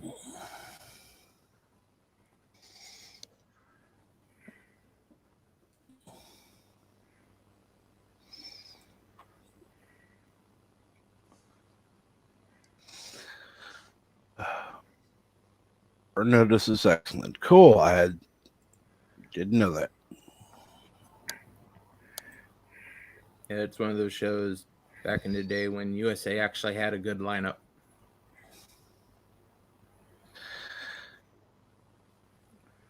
I think their best show was White Collar. P-Cat. Oh. I wasn't talking she-males. Come on now. Don't forget about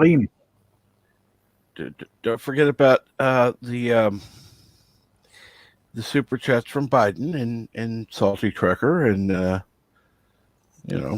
couple others.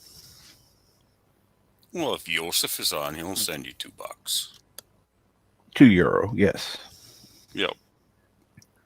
I forgot about the Biden super chats.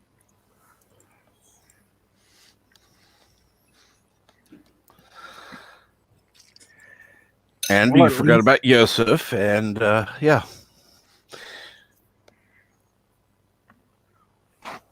There are a few others who do. So yeah, you could make YouTube some extra money while streaming. Well, Biden super chats come through Streamlabs, so they don't make any extra for YouTube. Oh. No, I feel bad for YouTube now. I know. Because you work for them.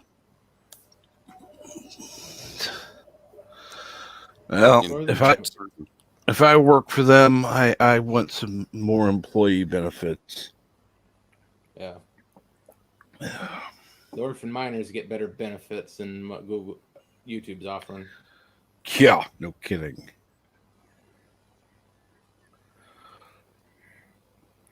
And at least they do a Hawkeye show before they kill him off. And yes, you're back, Carlo. Don't spoil the ending of the series. Oh, I don't Some think people it's haven't the put ending it of together. the series. I don't think it's the ending of the series, but if you have watched Black Widow, you know that they told Black Widow's sister that Hawkeye killed Black Widow, and I guess that her sister probably wants to take a little bit revenge there. Yeah. After what Jeremy Renner told Disney, it's damn well going to be the end of the series now.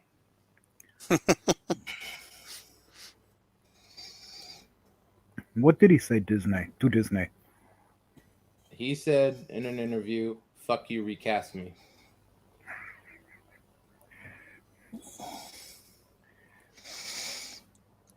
Because apparently they had some sort of problem with, I think it was a commercial or something else he did for someone else, and they're getting a little uppity with him, and he basically just cursed them out. They didn't like what he's doing, replace him. Well, who isn't cursing out Disney at the moment? After all the bullshit they pull off. Well, they kill off Hawkeye and they kill off Black Widow more often than they do anything, then resurrect them from the dead. Yeah. That's why, any of the other, anything new Marvel, I really just tiptoe in. I don't try to watch it. I mean, especially after Endgame, which is the biggest suck movie ever. Yeah. I know with all of that, I can tell you right now how it's going to end. Hawkeye gets bumped off by the sister. Kate Bishop goes after the sister. And then after maybe a short series or just plotted out through a bad movie, they end up together. Alan Elder is still alive. He's older than dirt, but...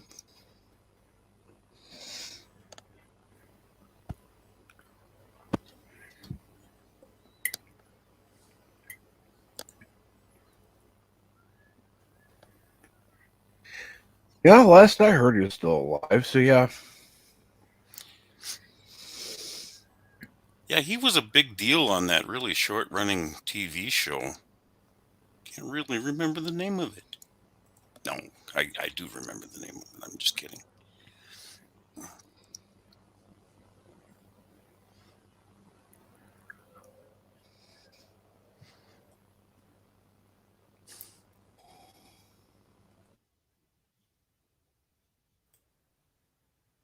No, I can't think of anything else Alan Alda actually did.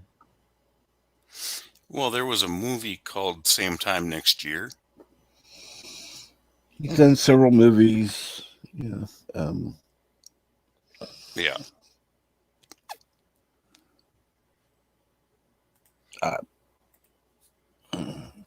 I can't think. I don't know.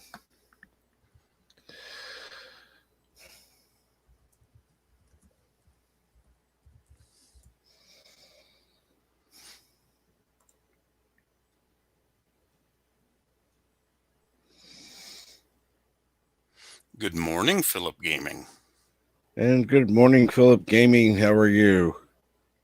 Yeah, Smash TV show. I was trying to avoid that one, but yeah, everybody knows him from that.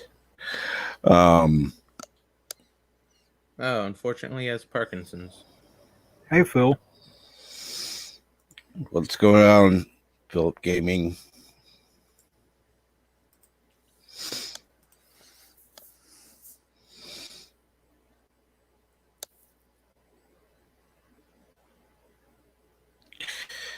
So hopefully everybody's having a good day so far.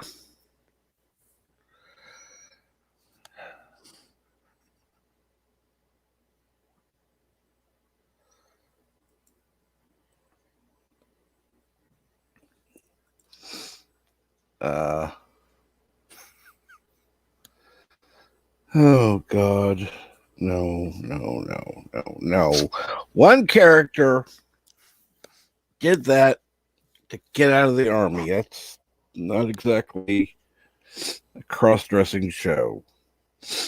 Oh,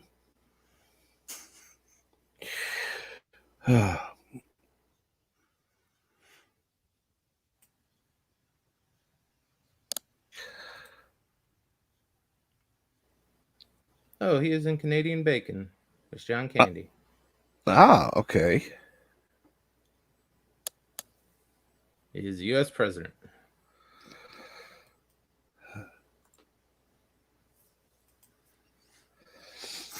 Killdozer and Killer Couch. Huh? Okay. Killdozer and Killer Couch. That's interesting combo.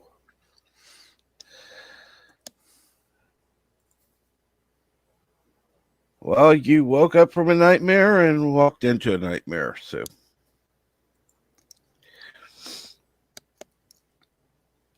Welcome, Phil. Hopefully, this is a better grade of Nightmare.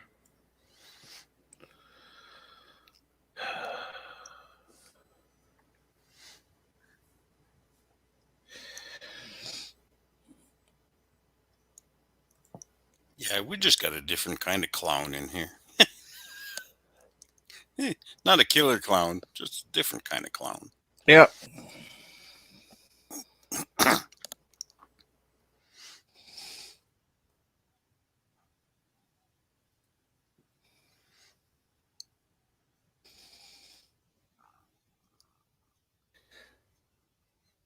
Oh, Ken Jack Ben says he couldn't get into White Collar. Wow. You didn't like Bomber or what?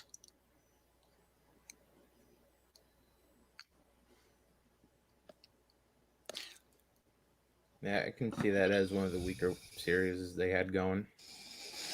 I liked it, but there's a lot of people who can't handle guys that swing for the other team. Oh no, that the character came off a little bit douchey.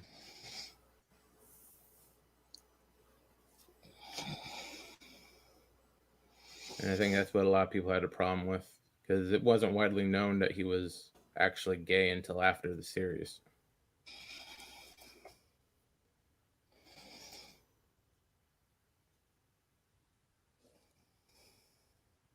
Surprisingly, that show got very little press.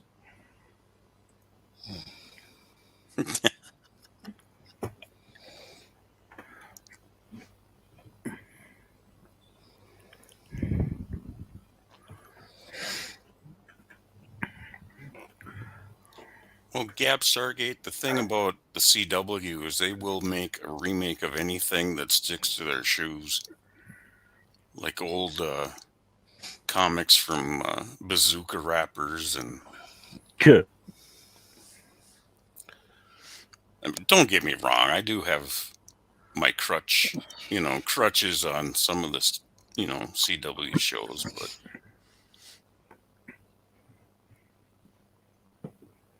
And you're right, Philip Gaming. There aren't many people that watch the CW.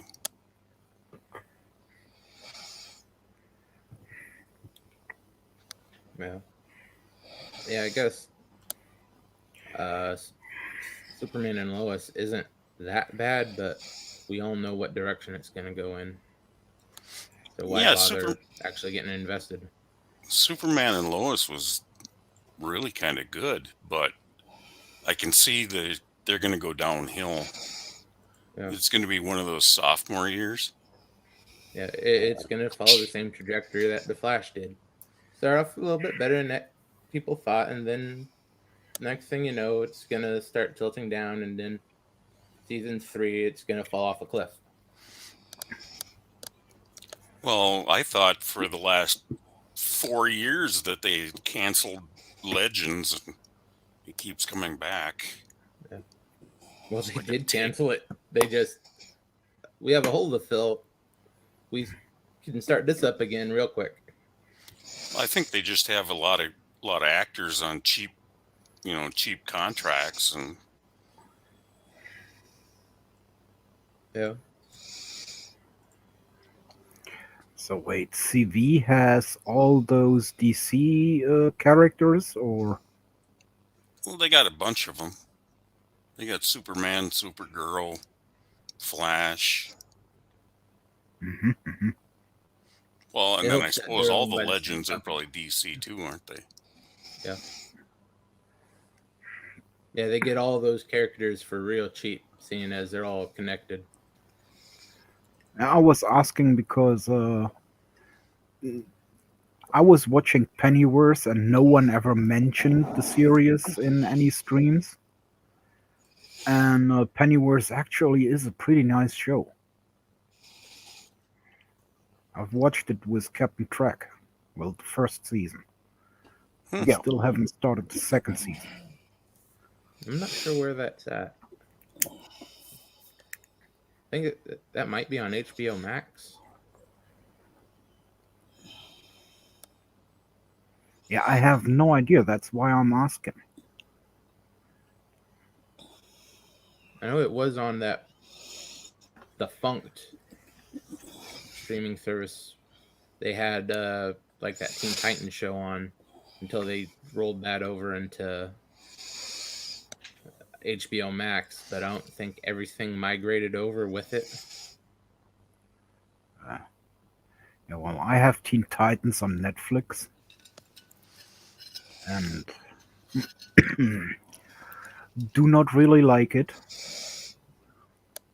Let's be honest, cosplayers do a better job with their costumes than the show does. Yeah, definitely. And when cosplayers do it better than a show that has millions of dollars to do it correct, and they fuck it up, why should I watch it?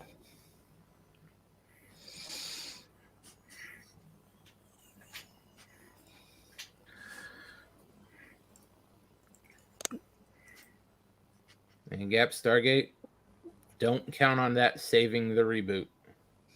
I know it's the same guy, but he can be bought off. He cannot care anymore. Or they can just own him. And he doesn't have the power he did originally. So go in thinking it's going to be a shit show. Yeah, that's what Christian Albert said, as he came out and said he would like to make Captain Future movies, or one Captain Future movie, and see how it works. He was like, yeah, I know Captain Future is a sexist because he grew up by himself and everything, and in this time you can't do that anymore, but I still would like to do it the way it should be, like it is in the books. and the books are from, I don't know, way before Star Wars. So I really would like how that turns out. I mean, he's German after all, but he wants to go with an worldwide ensemble of actors there.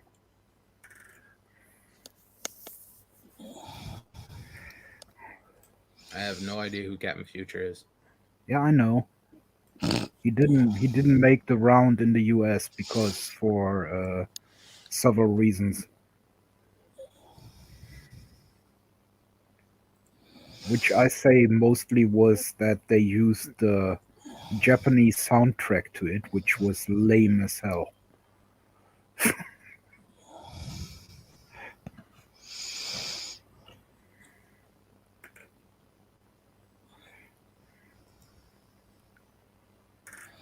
And that's why I say if you want to watch Captain Future, the TV series from back then, watch it in the Japanese original without sound.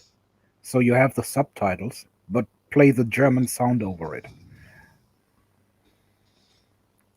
Then you get the good music and subtitles, but you have to listen to it in German. And I can't do that.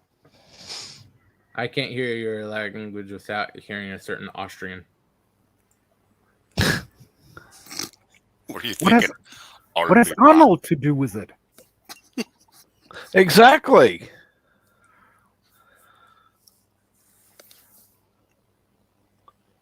Sometimes I hear that when Arnold's speaking too.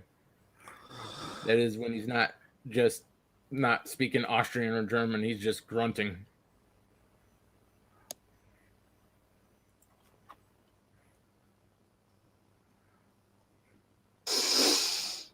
Oh, in Captain Future, no one says, go to the chopper.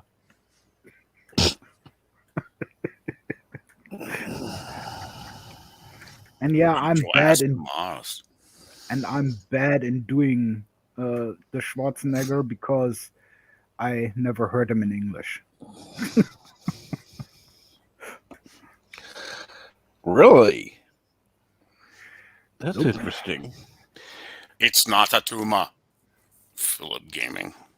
Well, I'll have to have you in the screening room sometime with watching something by him. Surprised you didn't watch Terminator. I did watch Terminator, but here everything gets dubbed. Well, I mean, if you watched comedies, if you'd watched it in the screening room, you would have heard it in English. I must have missed it. And Carlo, you're right. It is American English, not. That is correct. Well, it is correct English as well, but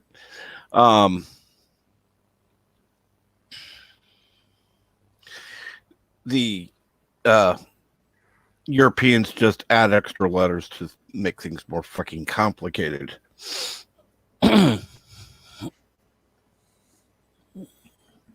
Yeah, English invented the language. You think they could spell it correctly? Exactly. They put the U in color. Come on. Now. Yeah, exactly.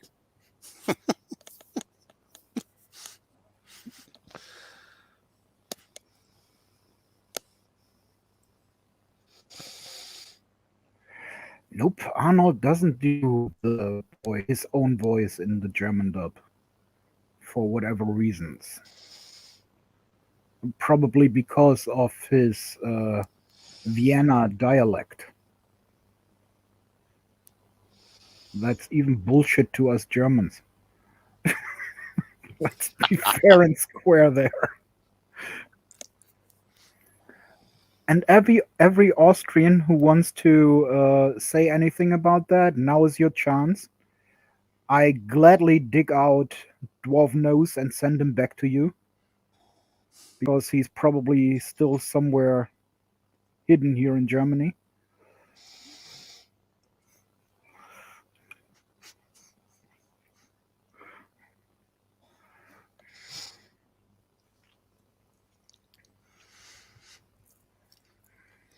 Yeah, Captain Trek, I think you'd be best to play him kindergarten cop in the screening room. So here in Germany, funny thing is that Arnold Schwarzenegger, Sylvester Stallone, and Bruce Willis have the same voice actor, which was quite interesting with the Expendables, as they all was together in the same movie. Oh, that's nice. Yeah, Jingle All the Way. Yeah, no Ken Jack Ben, no. No, Jingle All the Way is on in the memory hole. That's gone. No such thing as it.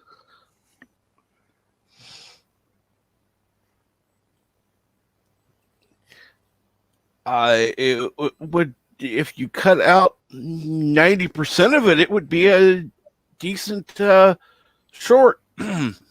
But yeah. Yeah, just cut out everything where Arnold isn't in the Turbo Man suit, and it's okay. Just have that little meme of him going, "It's Turbo time," and then you have that's all the part of that movie you need. Yeah, basically, not going to watch that movie in English.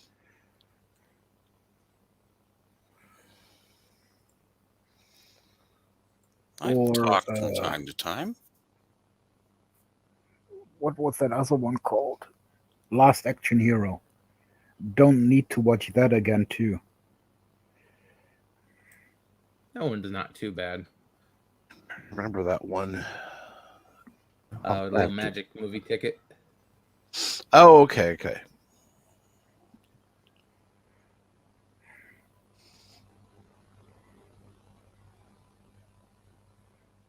It's not a blockbuster, but it's a little funny one. It's sort of him parodying himself.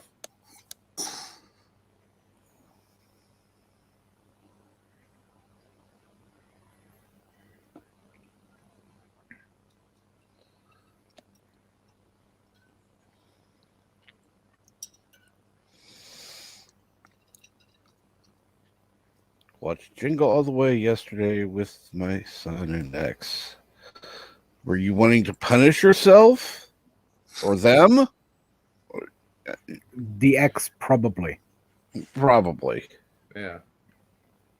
Either that or she's trying to punish him. Well, that's true. I didn't know who put it on. So yeah, it could be that.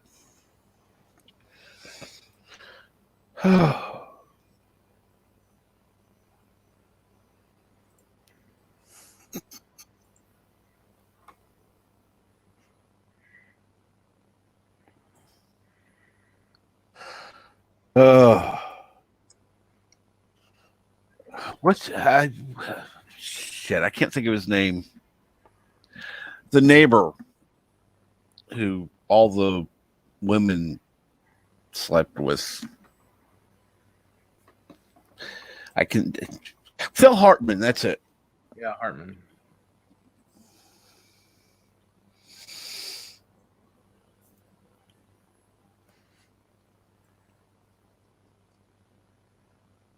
I have the feeling I totally, missed something. That is a god awful movie. It is a horrible movie. Oh God. Well, Phil Hartman. I mean, it's better than Discovery. Don't get me wrong, but it's not a good movie. Am I a movie snob? Probably. Am I going to apologize for it? No, not really. Don't care. I do like Kindergarten Cop, though. So, yeah. Yeah. Yeah, that's a good movie. But, Phil Hartman, that's the prime example of why you don't buy your wife cocaine. Because you'll wake up dead.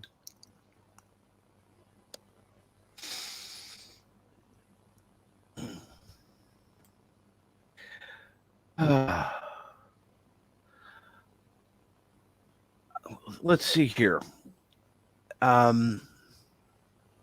Yeah, I agree. You're entitled to your opinion, Ken Jackman, but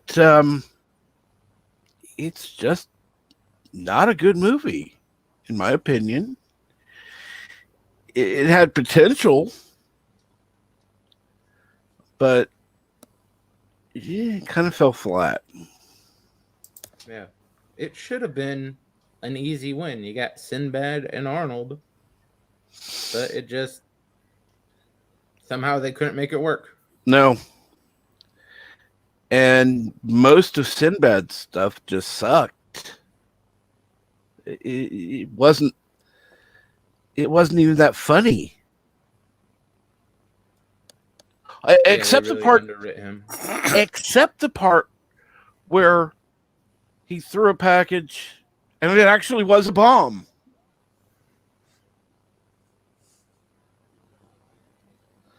Now that part, it's like, oh shit.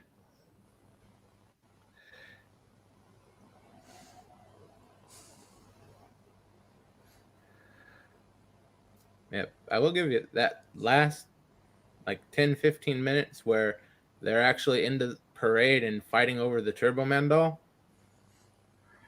That's okay. Yep. It's the first 80 minutes of the show that can't stand. No, Well, another Arnold movie that I didn't like, or a movie that had Arnold in it that I didn't like, would have been the Jane Mansfield story.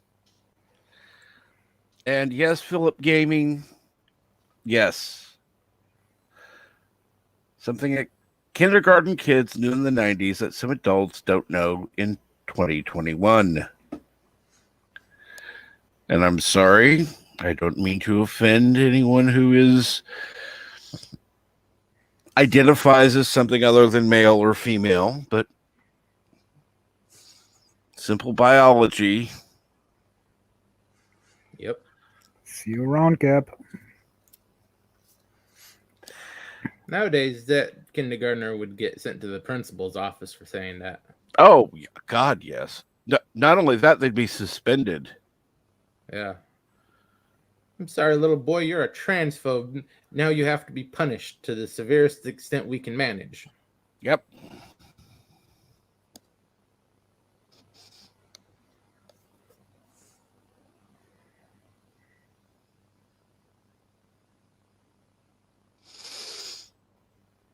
Unless the little boy said, wait, did you just assume my gender?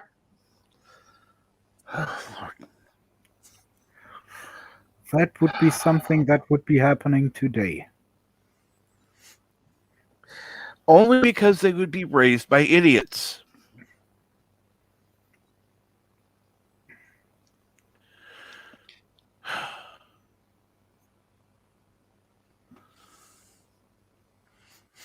Well, I think that's how they interview for teachers in these schools.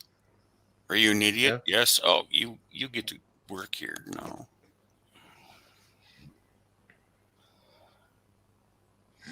Nope. Do you believe in teaching, or do you believe in what would be a good word for it? We'll let you Propaganda. pass because you showed up. Eraser Sorry. just had one Robert. Arnold. Yeah, that's sixth day. Well, you got me thinking about one of the other bad movies was The Last Action Hero. So, son of a bitch.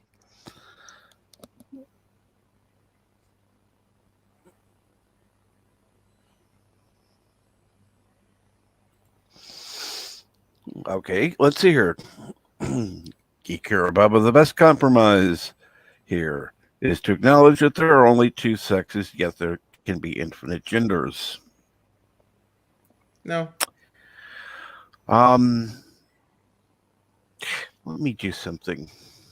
Just let me go to Webster's. Or we could compromise that there's two sexes and four genders. We're not Andorians. Let's Just see saying, here. why is infinite a better compromise? As I There are two always say, sexes. Well, There are it two could genders. be one ball and half a vagina. All right, as I now, always say, I'm a sexy black lesbian stuck in a fat, white, ugly dude. let's see here. Now, noun for gender, either the male or female division of a species, especially differentiated by social and cultural roles and behavior. So, no. There are two sexes, and you may choose a different gender identity. You may identify as a butterfly as for your gender, but you're still human. And humans have males and females. Sorry. You may be a male that identifies as a female. That's fine. Don't care. That's up to you. That's your personal thing. It's your problem. But if you got a penis, you're a man. You got a vagina, you're a woman. If that offends you, yeah. Unless that's what the doctor gave you. That 0.01% of people who are born with both. There are now You there get to are choose. there are people who have been born with both. So yes, there are those rare exceptions. You're correct. Right, and they would get to choose. Unfortunately, it's their parents who usually do the choosing. But it's sort of a temporary problem. Because unfortunately, if you're born with those type of severe chromosomal mismatches, the odds are your life is going to be painful and relatively short. Is it just me or is it the whole panel?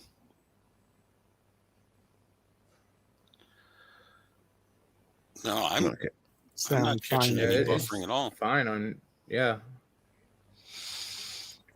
Fine for me. Because I haven't been watching on YouTube. Sometimes I'll take a look over there and see how the stream's going. Now, all right. I have not mentioned.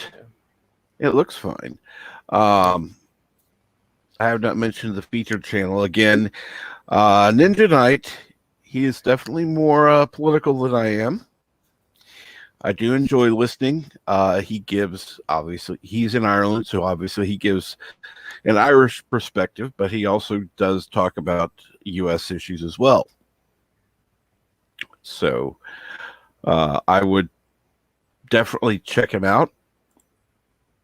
It does have an Irish accent, so it does take getting a little used to.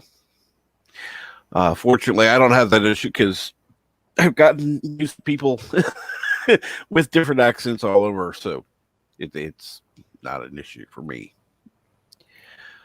And it's obvious that he talks slower for his audience online.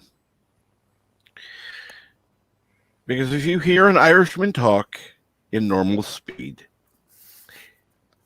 even in English, you'll go, what the fuck did he just say?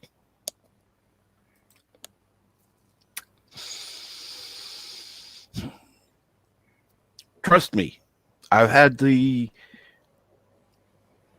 pleasure of talking to Mountains of Elysium one time, and I asked him to speak the way he normally does in English. What the hell? Yeah.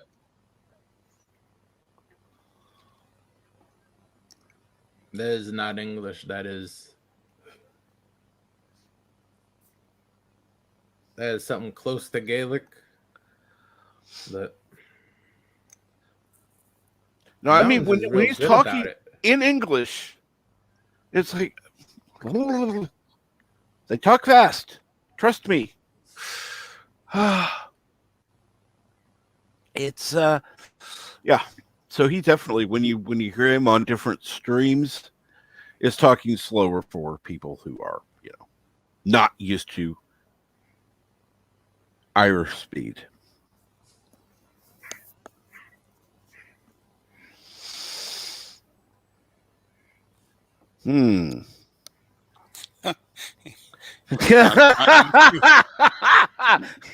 Oh my God, Mar! Elihu speed. Oh, yeah, well, yeah, that's true. That's another.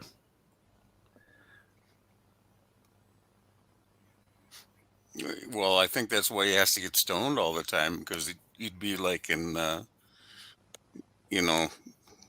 what are those rodents that sing?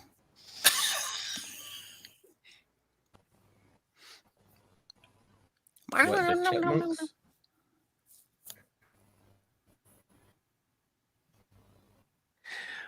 Oh, and agree, The Carlo. chipmunks aren't as bad as Irish. We all have our own likes and dislikes. Yeah. Small differences do make us interesting. Yes, I agree. I agree. And I couldn't get a word in. So as you was talking about sexes, I thought, well, I have $2 and no sex. I saw that. $2.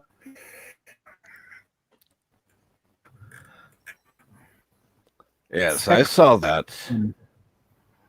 But would you really want the sex you can buy for $2? No. You end up with one of Bird's she-males. I don't know. I think probably in Germany for $2 you might be able to get something that looked like a woman. But is it worth the itch after? Yeah, usually the Germans go to the Netherlands for that.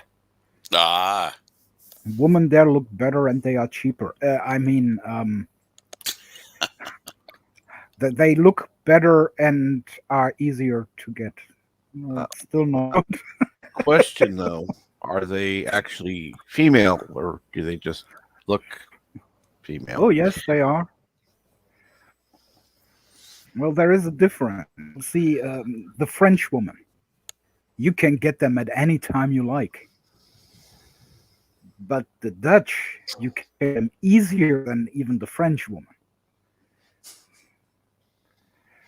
I'm it better here, huh? Is it me or is Mar roboting a little bit? Yeah, God bless roboting. But usually, yeah, it clears up usually. Yeah. God bless roboting. So it wasn't so bad after all. Probably the French and Dutch didn't even hear what I said. No, they're not crossing the border to come after you, so I'm betting not. Yeah, the Dutch would be too scared to try that. Well, Mar, I hear in Amsterdam there's a banana bar. Where banana bar? Yeah, a banana bar. That sounds gay. No. It's where the ladies insert the banana in a certain spot and they shoot it out at the crowd. That's stupid. We've seen what Yvette can do with a banana.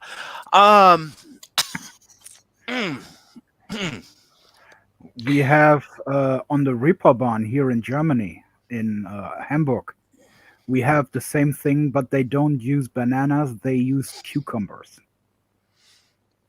Oh, a little bigger. Well, yeah.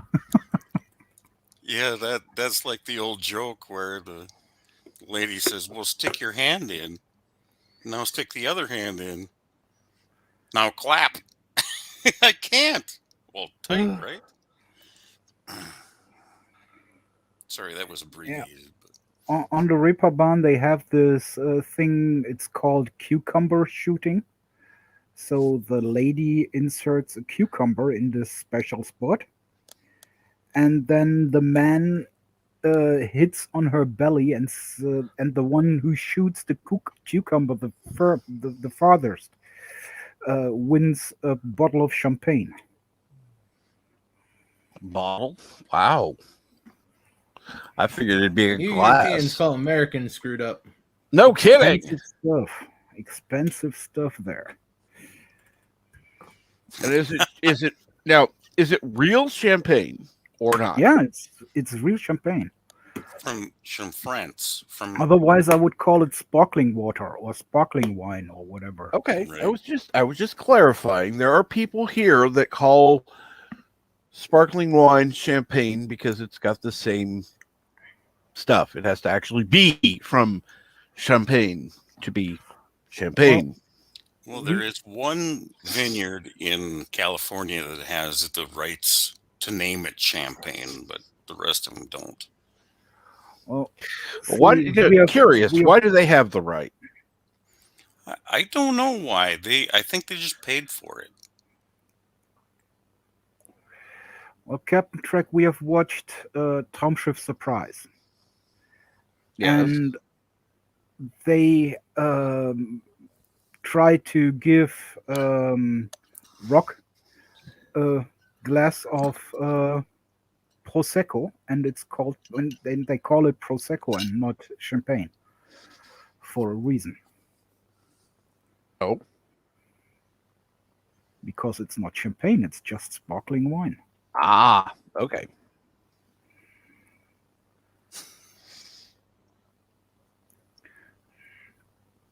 So yeah, we call sparkling wine mostly from Prosecco or Rothschild. I don't know what it is called, honestly. Wunderkind. And then of course the usual champagne, but no one or only very rich families serve champagne. So I will have Prosecco on New Year's Eve, as every year, and I will hate it because I don't like that stuff. Well, let me put it to you this way. I was actually 18. I was staying in a hotel on New Year's Eve. And for some stupid reason, the hotel, if you order, you can't go. I couldn't go to the bar because obviously I was too young. But I could order room service. And I ordered, champagne, which wasn't actually champagne, but sparkling wine.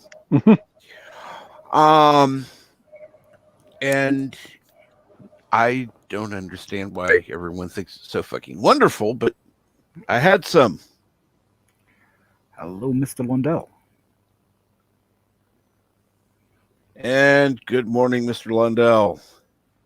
And hello, Rod. And yes, champagne does come from Champagne, France. You are correct. Hey, guys. Yeah. Good to see y'all. I think it's actually called champagne. Yes, but I'm not sure about that. My French, as I say, my French is perfect. I just don't speak the language. Yeah, and then you come to Montreal and you try, and then there's the Montreal French too. Sorry.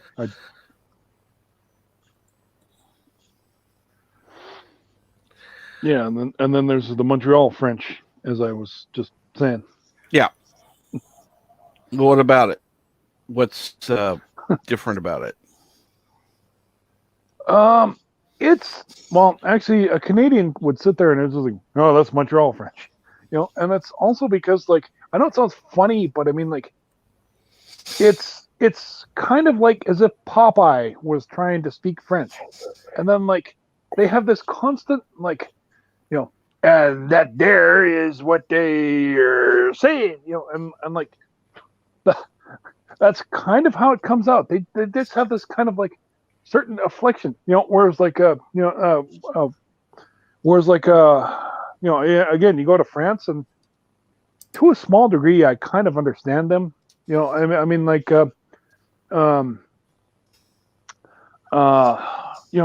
first of all, I don't know if anybody is ever even the least bit familiar with Murdoch Mysteries, but at one point they're like Murdoch and two of his constables, they go into a hotel, and then all of a sudden, like they find somebody investigating a murder scene, and then and of course the the constables pull them to the bed and throw them down, and then Murdoch because Murdoch is he grew up in Quebec, and he can speak French, so he speaks in French, and he's just like, "Oh, pas, s'il vous plaît," and then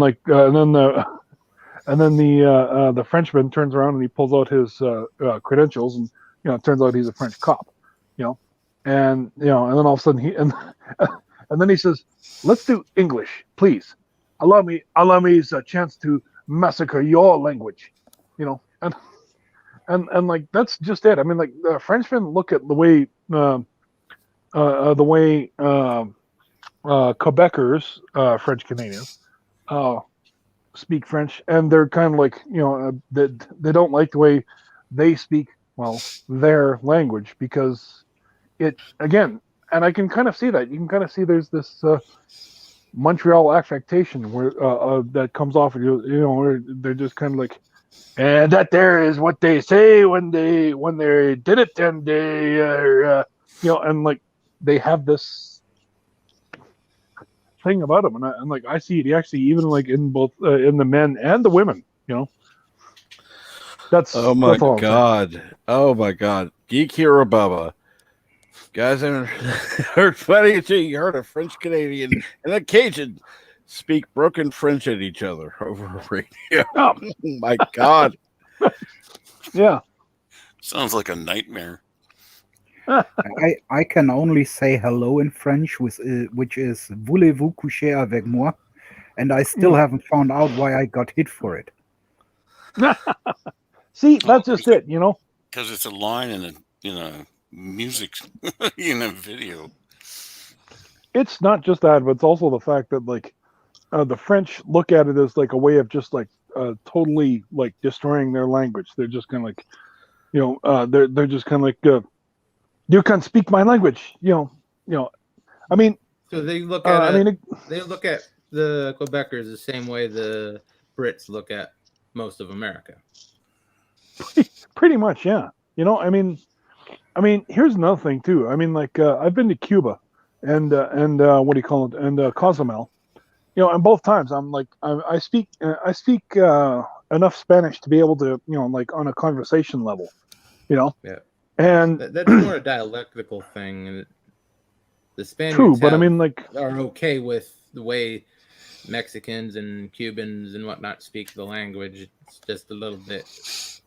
That's different. Exactly it. I mean, like exactly. I mean, like they look at it like British and the French look at other people speaking their language. They look at you like you're a caveman.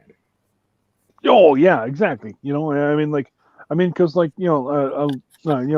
Mexicans are gonna like, oh, okay, that's exactly. Thank you for trying to learn my language. It's great, but like, I mean, we would say this, or something like they correct you to that extent.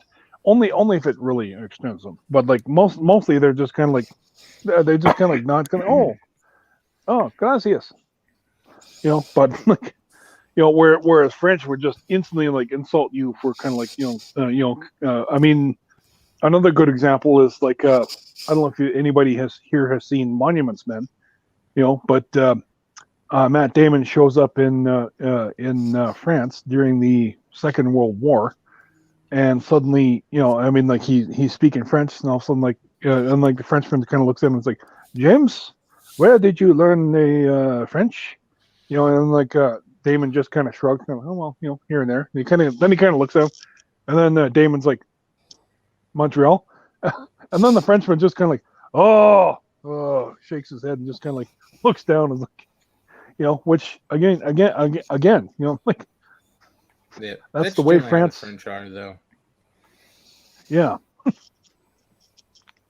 It's Yeah, not just not with their Montreal language. French, but yeah, Captain you Trek, know. have you heard if Alexander is married off yet now, or? No, that would be in December. Okay. I believe on the 3rd. I can't remember when his birthday is, but he's doing it on his birthday. Correct. I hear you. Yeah. Mr. Londell, that would explain it. But then again, I also have the same problems with Turkish. Yeah, for example, there is beni sik and sik beni. One of them is a nice form of asking, the other one is a more direct form. Yet I get also hit for both of them. And so I actually do not know which one is the nice one and which one the more direct form of asking. Well, I know one is just wanna fuck, and the other one would be, do you wanna make love to me? Oh. But as I say, I got hit for both of them, so I have no idea which one is the nice one and which one isn't.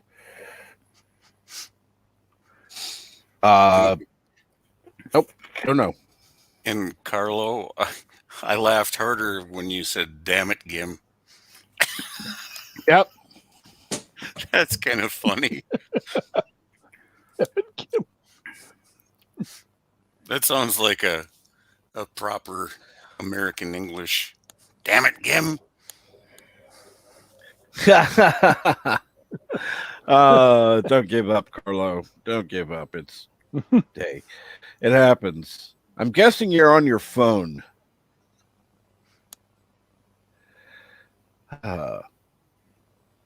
Jack Ben says, I understand Mexican Spanish, but I have trouble understanding other Spanish. Yeah, there's definitely differences between the different dialects. Yeah, regions that speak in Espanol.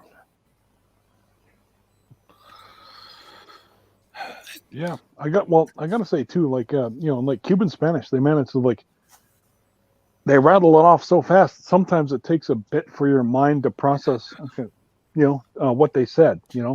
Correct. Yeah. So like.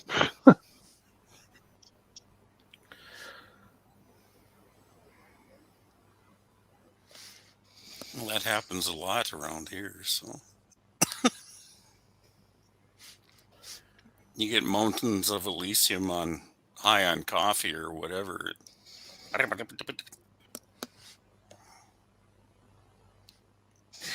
Well, that's just his normal talking speed. Right. Well, Trust me, like I said before, when he's actually on streams, he is absolutely controlling his speech so that he talks at a rate that is good for everyone.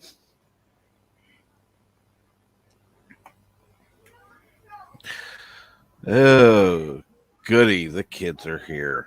Yay! Oh yeah, we can hear them. Don't worry. I know you'd have to be deaf not to hear them. I'm not complaining. I'm just stating a fact. Yeah. No.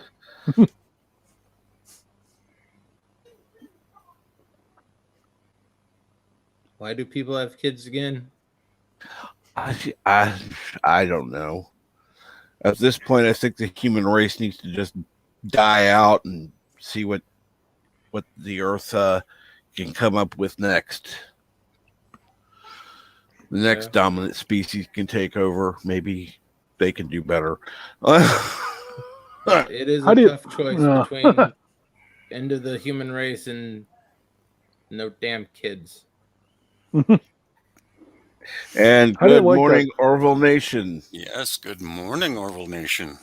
Hey, how are you, Orville PJ? Nation? Yes. Hey, Orville. You know something? We are actually closer to the existence of the T-Rex versus the T-Rex was to a stegosaur in their in the Cretaceous, or not the Cretaceous, to the Jurassic period, to the Cretaceous period, I guess it was. Yeah, isn't that kind of shocking in their own lifetime, or well, quote unquote lifetime, versus like our time? Not really. Once you get past 1 million years, it sort of doesn't mean much. Yeah, I guess it kind of just. Yeah, I guess it just kind of all blurs together.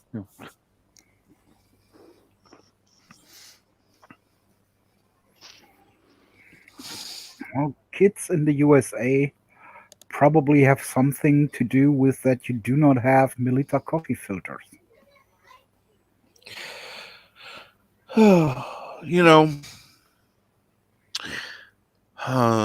I shouldn't say this, but I will anyhow. I wish I had a remote control for the kids. I'm not saying where I would hold the shocking mechanism, but around the wrist sounds good. That or a mute button. A mute button, yeah, that would be nice. Or just turn the volume down. Or a nap button. Poof, they're sleeping.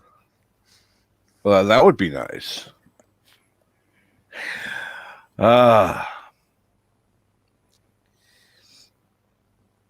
Actually, Orville Nation ought to go visit Bird.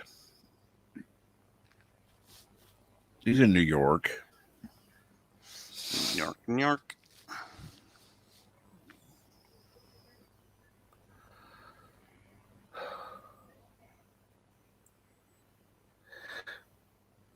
And so what's going on today, Orville Nation? How are you, PJ?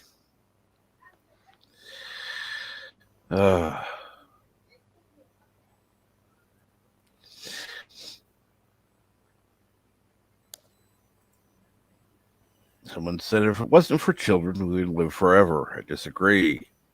But children do remind us of what we have missed. Sometimes I'd prefer to not think about it.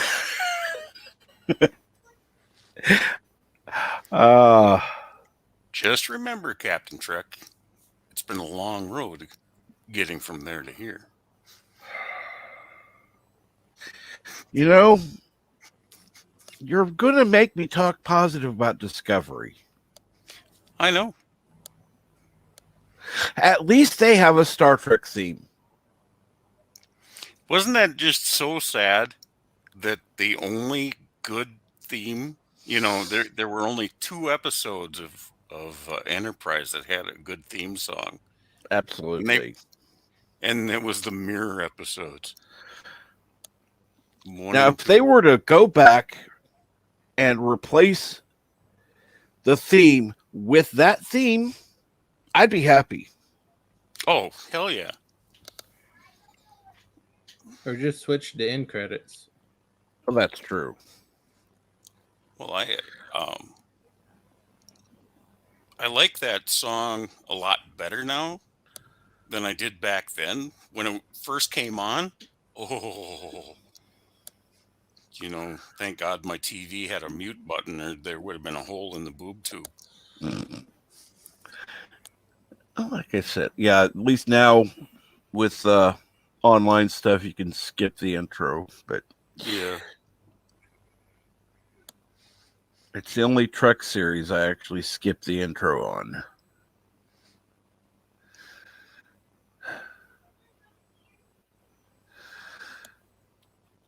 I usually skip the DS9 intro because it's just so long and pedantic, It's not a bad intro, but dun, dun, dun, dun.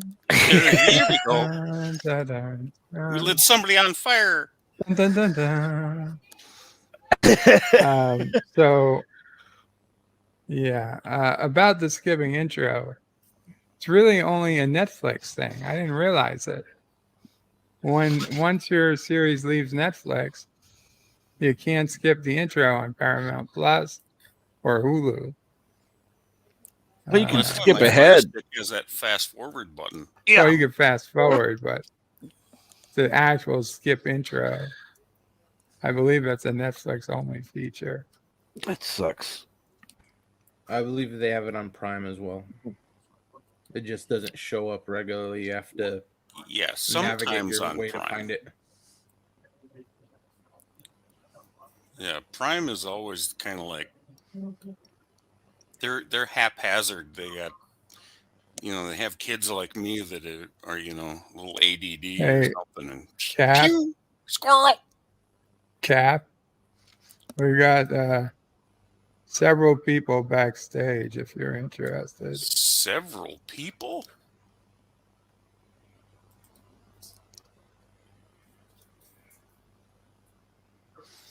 I didn't speak bad about DS9. I just said the theme song tends to get pedantic after a while.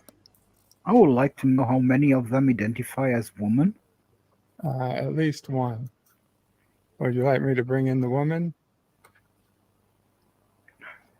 Yeah, sure. Bring them up. Hello, woman. You heard us talking about him. And by the way, Bert, you can skip intro on Disney Plus.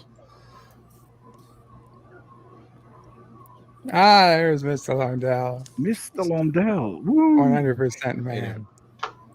Damn straight. By the way, Salty, I'm going to give you fair warning. Sure. Because I was talking about it before. On the 26th, which is a Sunday, I am going to stream at my normal time. But I normally don't want to stream against you, but yeah, it's my birthday. It's all good, man. It's my birthday, and I want to celebrate by streaming. So I would say YouTube is a free platform, but it's not. But it's free. Most of free place I've ever been. Yeah. Free of intelligence. Yeah, you want to say it's an open platform, but it's not that either. I mean, no, absolutely not. It's like I don't know quite how to describe. It's a platform that allows us to stream simultaneously without punishment. Exactly. That's about the best I can say of it. Yeah, that would be the best way to say it. Yeah. No, absolutely, I don't mind. I just wanted to give you fair warning. I wouldn't. Not trying to be rude or mean or anything. I never. You know what? It's all good. There have been times when me and Bird have streamed at the same time, and sometimes inadvertently, sometimes deliberately, but it's all. Oh, I do like that. It's none of us have signed a non-competition clause. None of us have, it's all good. So, if that were the case, don't know what I've signed. I mean, could you imagine if you had to wait until there was nobody you knew streaming? No kidding, eh? Yeah. I mean, shoot, Friday night, nobody could ever stream. Oh shit, no, man. Yeah. And it's like, oh, great. Well, between Nerdrotic, he's streaming for 16 hours every Friday, so well, I guess that's all tied up. Then after him, Doomcock. Yeah. So. Yeah. Did you even stream last night? No, I didn't. I didn't stream last night. We just took Thanksgiving week off. Did you even stream, bro? You didn't stream, bro. Yeah, Salty, I hear you have a death match with Bird of Prey coming up on the 19th. Is that what they're calling it now? The final war between Kroga and Turnistan. I think we have to contact Yitza and have him make some Art. I don't think that I would quite call it a death match as much as a friendly competition. Don't tell that to Bird. Oh, is he? I don't think it's so much a death match as anti-trackers. Go ahead, talk your smack. You know, if anybody here does really good claymation work, that would be fun. Salty Tracker surrender. Is that what you said, Bird? Yes. Uh-huh. Oh, Lord. Well, I did say that that I do suck at trivia games, and so Bird will probably end up winning. But hello, Cinnabon's Treasures. What's up? Hey, Benny.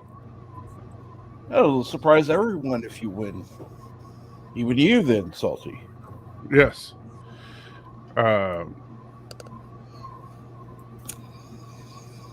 However, it is just for fun, and I'm always one to have fun. Especially these probably days. got John DeMarco already set up. And if I had John Send you the DeMarco, I would answer. love to have like John DeMarco in an earpiece. I would completely kill you. That man is insane. I don't know if he has an eidetic memory or what, but it's incredible how good his trivia knowledge is. Let's see here. So the next thing on Salty's list is an earpiece so he can be talking to John DeMarco while on the show. Hence cheating, just to be clear. Well, we don't refer to it as cheating. We refer to it as karoga-ing. It's skillfully trying to think how to boil put it that. down to something simple and just call it teamwork. Yes, strategic teamwork. Yes.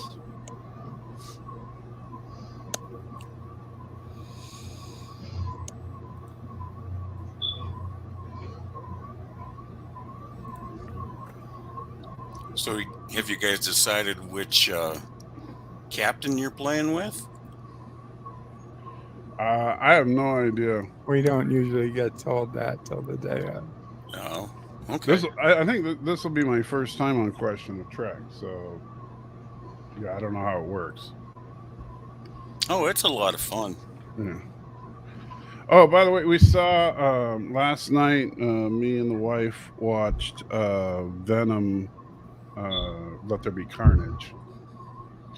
I thought it was better than people have been saying. I don't know why there's been hate thrown at it. I thought it was actually pretty fun, but maybe because it didn't follow the comic books.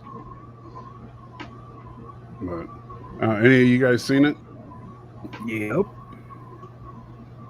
No, I liked it. Okay, who said I liked it? Me. Mar. Okay.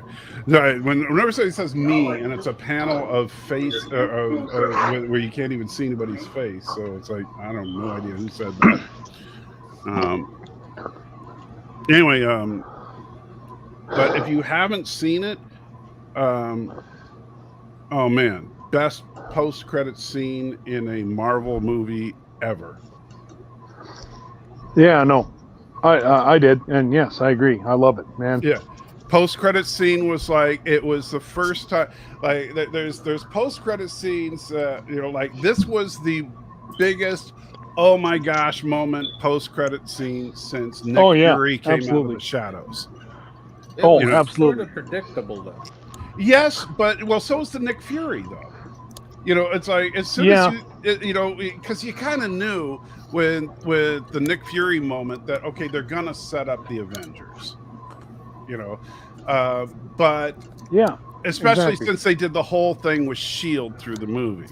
But in this, it was like, wait a minute, are they going to really do it? Are they going to actually do it? Are they? They're doing it. They are doing it. And then because it's Yeah, something exactly. that a lot of us, especially those of us that were around for Venom's origin, have been wanting to see the moment that the first Venom movie hit the screens. Yeah. So.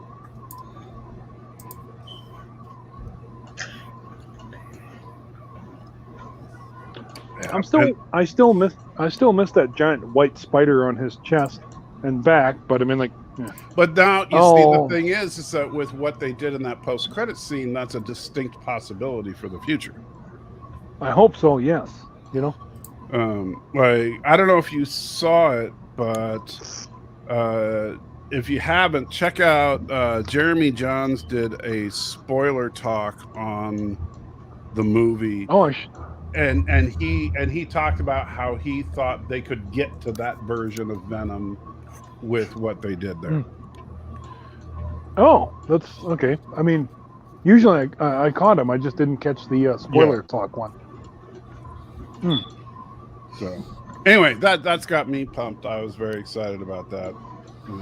So I'm wondering now if they're going to do a similar post-credit scene with No Way Home. Well, no, I was thinking about Morbius. Oh, okay. But we'll see. I know, because they did kind of I mean, like, even during the bloody trailer, he sits there and turns back, and it's like, and then, like, I'm Venom, and it's like, whoa, and then he kind of, like, turns normal, and he's just kind of like, I'm just kidding, and I'm just, holy shit, kind of mind blowing, really. So who cares about Spider-Man at this point?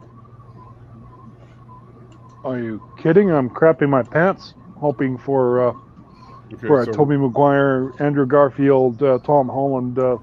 So Rod's crapping his pants. What about the rest of you guys? I haven't given a crap about Spider-Man since the animated series. Wow.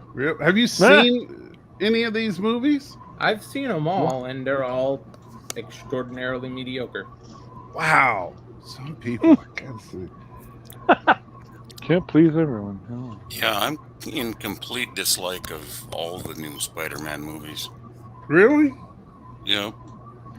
What is it, Flugger? I'm curious. What is it that's let you down? I don't know. It's just they're just I guess the Tobey Maguire one was all right, but that's funny because, see, for me, Tobey Maguire is the worst of the bunch. Wow, really? Yeah, he's the most viable as Peter Parker. We see now. I'll give you that. Exactly. Tobey Maguire is all Peter Parker, though. He's not Spider-Man to me. And that's the funny thing. Like, it's kind of funny when you look at, like, Tobey Maguire is all Peter Parker, no Spider-Man. Andrew Garfield is all Spider-Man, no Peter Parker. And then, funny. And well, because I actually really like Andrew Garfield's Spider-Man. I don't like his Peter Parker. And in fact, to me, Andrew Garfield, like, he's the only Spider-Man that has a real New York accent, which is funny because he's English. So, like, when he's swinging around, he's going, "Hey, get out of the way! I'm swinging through here," that kind of thing. And I love that. He has New York attitude. He's got the quips down, that kind of thing. That's what I liked about Garfield. Yeah, I really enjoyed Garfield in the spider suit. I didn't particularly care for skateboard Peter Parker. Right? Well, for me, no, that's right. For me, all of them sound actually quite German. German? Hello, I am Spider-Man. Would you like to see my Scheiße? he sees the translated cut, so yeah, it would sound German. So they all sound German.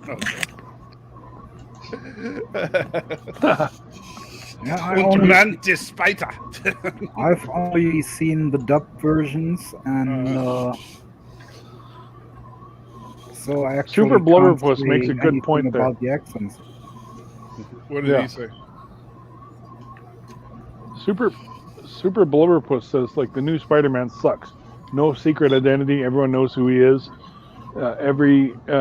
Even in the upcoming movie, after they do the spell, they show him in public without a mask. Garbage for children. And I can't argue with that because I have to say I've always been pissed off about the Spider Boy. And I'll tell you one thing, I'm really fucking hoping that like Doc Ock rips those goddamn spider arms off him just for the very insult of them. I want to see that.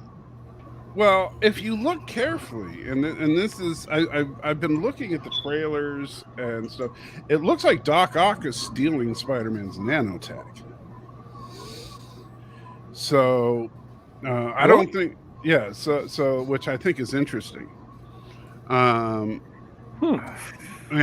Not really Spider-Man's nanotech. It's Iron Man's nanotech. Right, but well, it's Spider-Man's now because Iron Man's gone. And and so once and they do show, if you look at the trailer, they do show Spider-Man in a more classic Spider-Man outfit in the trailers as well, not just in the Iron Spider outfit. So Right. I think what we're going to end up seeing is towards the beginning, I think we're going to see him in the Iron Spider, but when he encounters Doc Ock, I think because I credit where credit is due, I didn't think of this all on my own. I saw this in a YouTube analysis. I can't remember who it was, but keep in mind that the nanotech is all through a neural link, right? And Doc Ock's arms are through a neural link. And so somehow when Doc Ock fights Spider-Man, he thinks that the neural link of Doc Ock's arms override the neural link to the nanotech, and he pulls the nanites off of Peter. And if you look, you see the arms start to turn red and blue. And you can see it in the trailer. With Elihu, Doc Ock isn't going to stay a bad guy long in that movie. By the way, I disagree. I disagree with Elihu. Funny name, by the way. It's cute, isn't it? But no, I disagree because like Spider-Man was a teenager, like for like. Yeah, people that don't like young Spider-Man, I love young Spider-Man because that's what he was in the comics. Well, that's what bothers me because like he was like a teenager for like 67 to about 69, and then like in the 70s, shit, and 70s and like 80s, he became like a. He was I remember mostly college age Peter. Yes, exactly. You know, I mean, and that makes him like adult Spider-Man, and like I don't want to see Spider-Boy. Screw off. I don't need to see Spider-Man sucking off Tony Stark's dick just because of wow. Dang, oh, dude. Mr. Stark. Hey, Mr. Stark. How you doing, Mr. Stark? Right, hey, Mr. Stark. But we also hated that. We also got we got the origin of Spider-Man.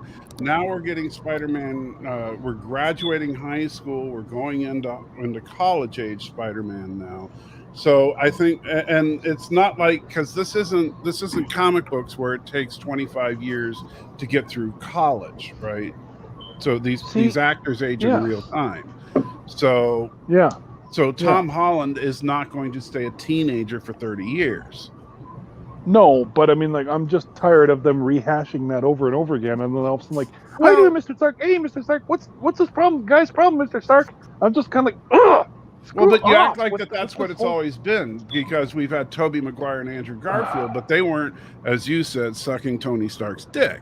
They had nothing to do with Tony Stark. Okay, they were sucking Norman Osborn's dick. True. So credit where credit is due. They were sucking Green. They were Green Goblin. Yeah, that's right. So Rod doesn't have a real opinion on this? No, he has no opinion on it whatsoever. Oh, okay. That's what I'm getting at. So I think I get the reboot-itis with Spider-Man, because the problem is that Sony doesn't know how to manage the franchise, and that's where I honestly think I get, Sony doesn't want to give up their billion-dollar baby, right? Because I and I hope they don't actually.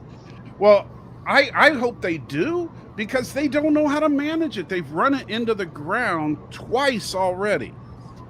Well, I'm sure Disney will have bids out here by the end of the day. So. Yeah, but the problem is that Sony's never going to give it up to Disney. I don't. Yeah, exactly. And honestly, I don't feel like a billion-dollar corporation can manage an IP like. I mean, how good have they managed the MCU and like Star Wars? I think they've managed the MCU just fine, but that's not the problem. Is that people confuse Disney with Marvel, because Disney owns Marvel, but Marvel manages the MCU, not Disney. Just like they confused Disney with Lucasfilm. Lucasfilm ran Star Wars into the ground, not Disney. Good morning, Thomas Potts. And so I think that true. And so Disney is basically a company that is very good at acquiring other companies that they see as promising IP companies. And unfortunately, they happened to acquire Lucasfilm and trusted that Kathleen Kennedy was going to do the right thing. And they were wrong. Yeah. That bottom line, they were wrong. But they still haven't cut her loose. Well, So sometimes it's not that simple, and there's you actually now you can blame it on Disney as well, because they had the chance to not give her a But new, we could also sit there and say that look at the Disney or Lucasfilm has made a significant turnaround if you look at things like The Mandalorian and other projects that are coming through Disney Plus. That Star Wars, yes, the Star Wars feature films completely tanked. However, Star Wars as an IP has also had a massive shift since then. But The Mandalorian also, you would know that they kicked off Kathleen Kennedy from the set. You see, and I'm sorry, those kind of rumors I don't give any credit to. That's all Fandom Menace BS as far as I'm concerned, because there's no confirmation from that from Disney. Correct. Yeah, I apologize. I know. Agreed. Look, don't get me wrong. I'm not trying to be a jerk to Fandom Menace supporters out there. But just because Doomcock, a guy who wears a Halloween mask and puts out YouTube videos, says that, it doesn't make it true. Okay, it's Kathleen Kennedy is the president of Lucasfilm. I highly doubt that if the president of the company walks into a project, she's getting kicked off the set. Because according to Doomcock, Kathleen Kennedy has been fired about 380 times already. No, actually, he's actually said that her contract has been extended. Yeah, I know. After he just said that her contract was secretly canceled. Okay, here is what the most recent thing I have heard him say. Okay, Disney or Lucasfilm has not said whether or not her contract has been renewed. There have been other sources, outside sources, who have said it was renewed. Lucasfilm has not said either way. No, but you know what you can do? Go to Lucasfilm's website, and guess what it lists as president of Lucasfilm? Mic drop. Yeah. Well, yeah, but I mean, they can change that in like an instant. No, but it doesn't matter. Right now, if you go to Lucasfilm's website, the president of Lucasfilm is Kathleen Kennedy. End of discussion. We're not privy to Kathleen Kennedy's contract. It doesn't matter. No, she is president of the company. No, I don't care what her contract is. She is president of the company. And as long as she is president of the company, then we can stop speculating about whether or not she's going to get fired. I don't disagree with that, but I mean, like, I follow Cameron Pasha on Patreon, and I totally agree with what he said, which is simply that, like, of course, this is how Hollywood works. What they do is like they offer them, a contract extension, and then sometime next summer they're going to ask them like, okay, hey, step down, because that's part of what the contract stated, But I mean, we don't know what the contract states. All we know is that it's been extended. Like, oh, she's going to be around for so and so, but like, we don't no, even know I that. mean, like. But you see, the problem is that is entirely based on based on wishful thinking. It's all based on, we want her. It's like people think that there's this huge civil war in the back offices of Lucasfilm. People think that things are in total disarray. People act like, oh my gosh, they're bleeding money, that they're on the verge of bankruptcy, that everything is falling apart, without stopping to think about the fact that they're doing just fine. Right. Yeah. No, I agree. I mean, with the bloody and so Kathleen Kennedy. And look, I am not defending her creative abilities at all. Just to make that clear, I am not defending Kathleen Kennedy as a creative force in Hollywood. However, as an administrator, she's excellent. She has been an administrative force in Hollywood that has been really good for a very long time. And at that capacity, she's always been very good. The problem is she shouldn't be the head of a studio making creative decisions, in my opinion. And this is her first time doing that kind of thing. And maybe that's what we're saying. We don't know the facts, and it is speculation that everybody else is doing. Exactly. Now, what I see is happening right now, honestly, is that I think that Kathleen Kennedy, and this is just my own personal speculation on this kind of crap, is I see that Kathleen Kennedy made some disastrous choices while she was trying to get into the muck and directly hired directors and stuff and with these movies, and we ended up with the disastrous trilogy. And then she was like, holy crap, this is not going well. She took a step back, got back into her administrative role, and said, okay, let me get Dave Filoni in here, let's get things going in the right direction. And she's took herself back to an administrative position, which is where her comfort zone is. She's still president of the company. I don't think that anybody pushed her out. I don't think that anybody kicked her out. I think she is stepping back to where she excels. Good point.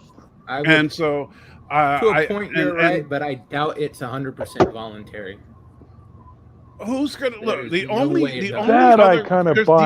person that could involuntarily do anything to her would have been Iger, and Iger has been very forthcoming, saying that he was not putting any blame on her.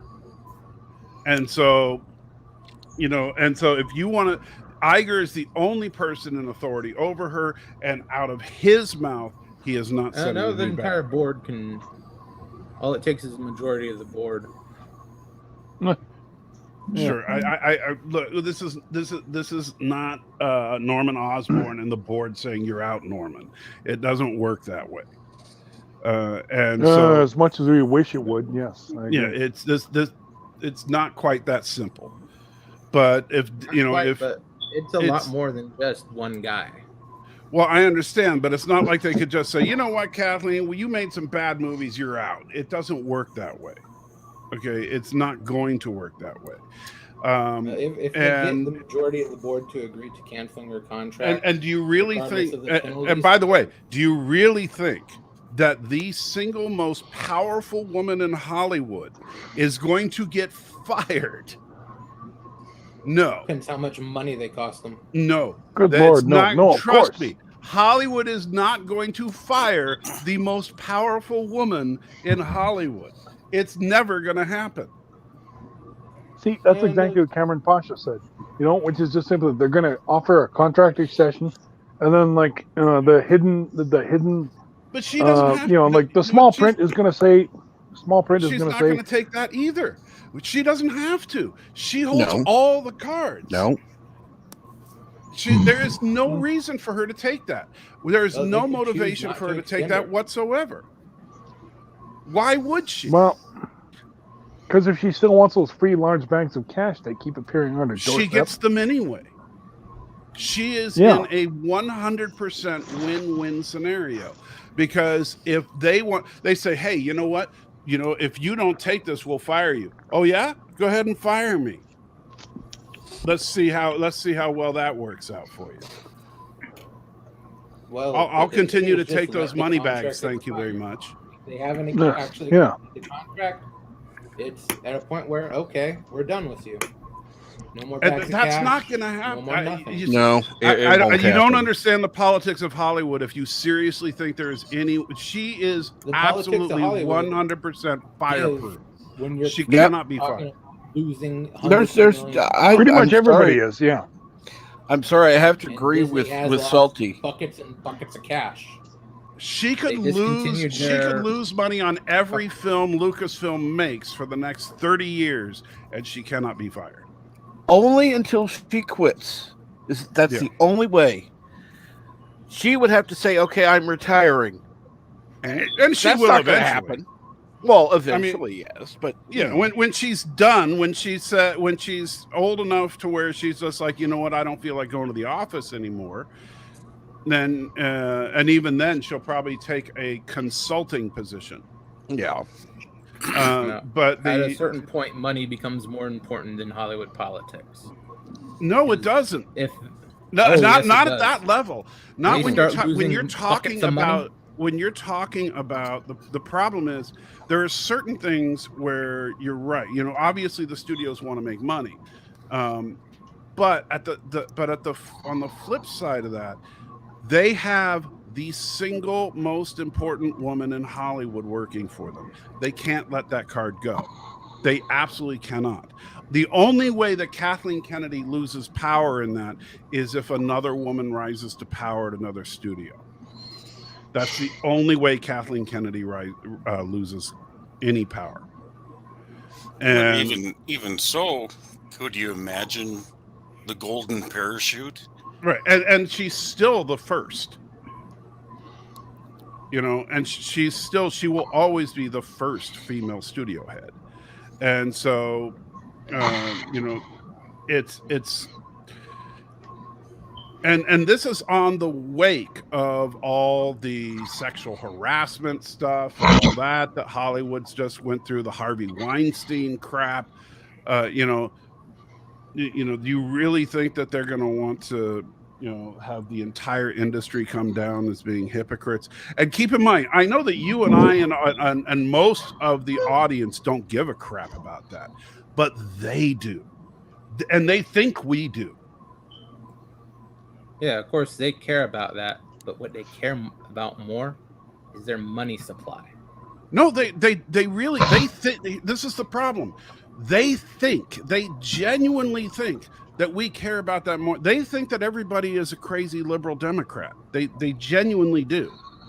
And this is the problem. This is one of the big problems with Hollywood, and this is why so much entertainment that Hollywood puts out is so geared towards a leftist agenda. This is why people think that the quote unquote wokeness of Hollywood is them somehow trying to push an agenda onto a conservative nation. No, they're putting out all this woke politics in entertainment because they think that's what everybody is. They think that's what everybody thinks like. They genuinely believe that's what you and me and everybody is, and everybody that objects to that stuff are just these crazy fringe people. They don't understand that half of America is conservative and half of America is liberal. They don't understand that we are a bipolar nation. Woo, somebody won something on an RPG. Good for them. Well, and you have to admit there are people that are neither. Right. Actually, honestly, about half this country is apolitical. honestly, about half of the American public doesn't give a crap about politics, and of the half of No. the country that does care about politics, they're split down the middle between left and right. Yeah, That's a very good point. Exactly. Salty just called us bipolar, so I think I'm pissed at him. We're actually more tripolar, honestly. So No, that's a good, excellent point.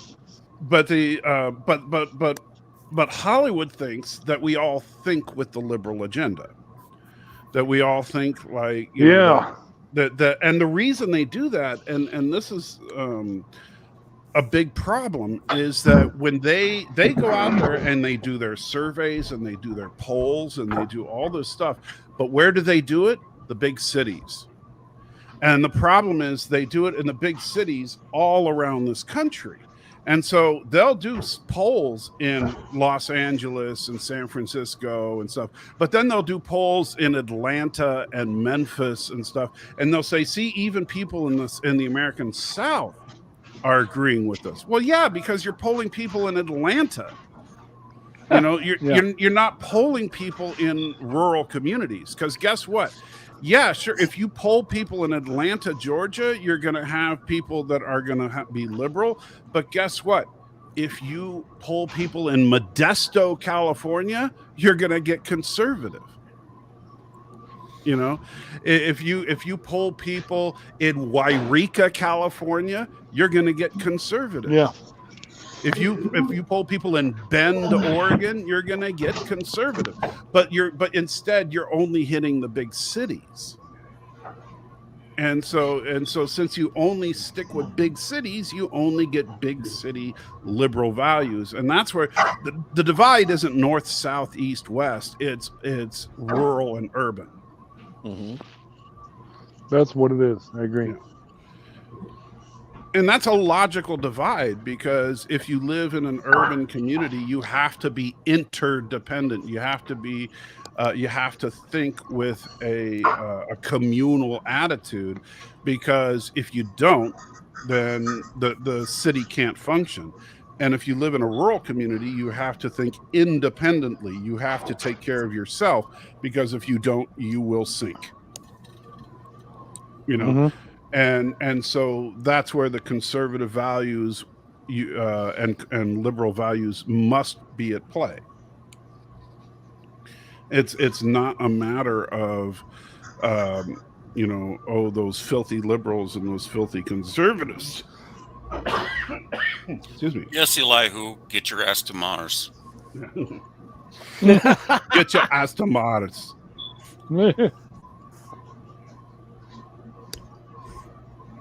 Get your ass to Mars. Get your ass to Mars. Get your ass to Mars. Let's see here. Now, Resolute Germ, you're coming up in about 15 minutes. Is that correct? Yeah. What's going on? Cool. He's doing Saturday morning cartoons. Any particular Saturday morning cartoon? Yep. Go for it, Germ. Starting with Darkwing Duck, doing Clone Wars, Conan the Adventurer, and Transformers. Okay, you're doing Clone Wars. Correct. I got a question for you. I've been watching some Clone Wars because everybody keeps telling me how awesome Clone Wars is. So I've been trying to watch some Clone Wars. And let me see where am I in Clone Wars? I am currently on. Come on, where's my stupid video player? I'm currently season 2, episode 18, the Zillow Beast, but that's not the.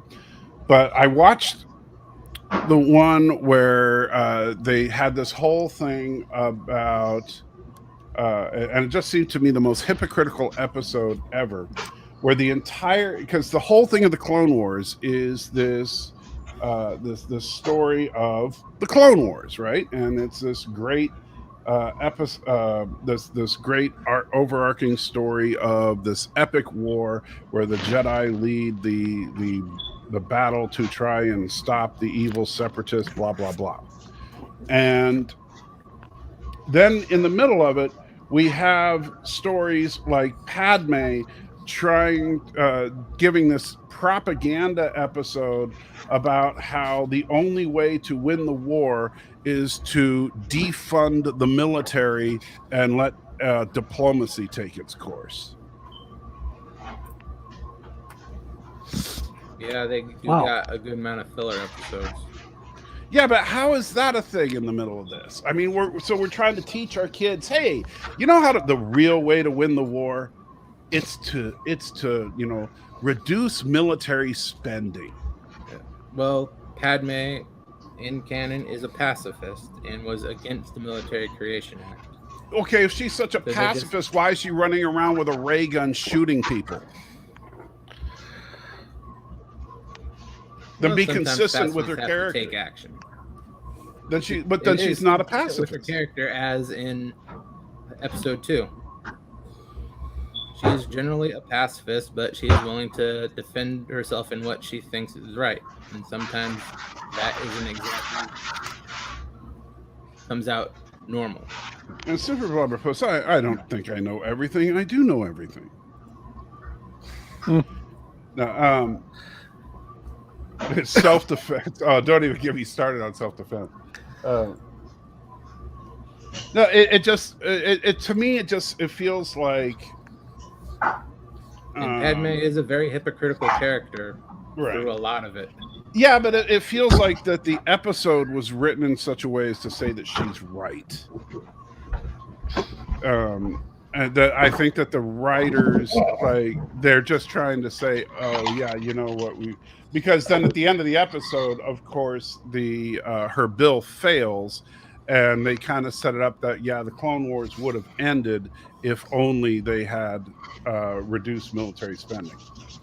No, it's more of throughout they show different things about how they on all sides they try to come close to ending the war early, but through different means of subversion, Palpatine's able to stop it from happening.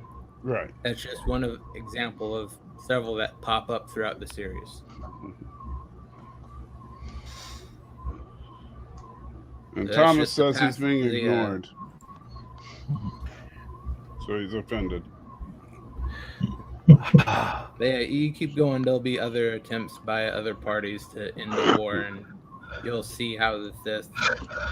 I will say I like some of the starship combat stuff. It feels to me like really good animatics for what could have been a good live action series. Consider how old this show is too. Yeah, I can't stand the animation style. It still just drives me bonkers. The cheap. It animation. does improve in season 3. Good, but it's still that blocky style I don't like. It's very noticeable, especially when Ahsoka changes the primary outfit. They really smooth that out. That's like a season or so beyond where you are. Okay. But that's where, I don't know, does it ever get as good as, say, where Star Trek Prodigy is? I've only seen the pilot for Prodigy. It's far superior to what I've seen of that. But for the time, it's high level animation. Well, I'll keep plugging through it. Like I said, I think the storytelling overall is good. I just don't like the hypocrisy of it as far as whenever they do the political stuff. Yeah. As far as that's part of the story. See how the Republic has degenerated and how both the Senate and the Republic aren't nearly at what their height, and how this has been able to whittle them down.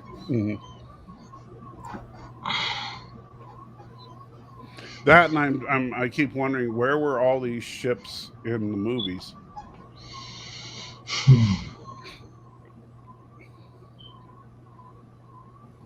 Well, it is a big galaxy, and there's over, I think, canonically 10,000 ships in the Coruscant system in the opening battle. Well, that's what they say. True. I mean, I always had problems with the scale of Star Wars because it's like, I know the Coruscant battle. At least I'll say this for Revenge of the Sith, the Coruscant battle looked great. But like the battle that bugs me the most will always be the Battle of Endor, because they have 30 odd Star Destroyers, and this is the most important battle for both the Empire and the Rebellion. And it's like, why don't they have, I don't know, 10,000 Star Destroyers, but they bring 30, and there's no explanation given. And so I guess the Empire could only have 30.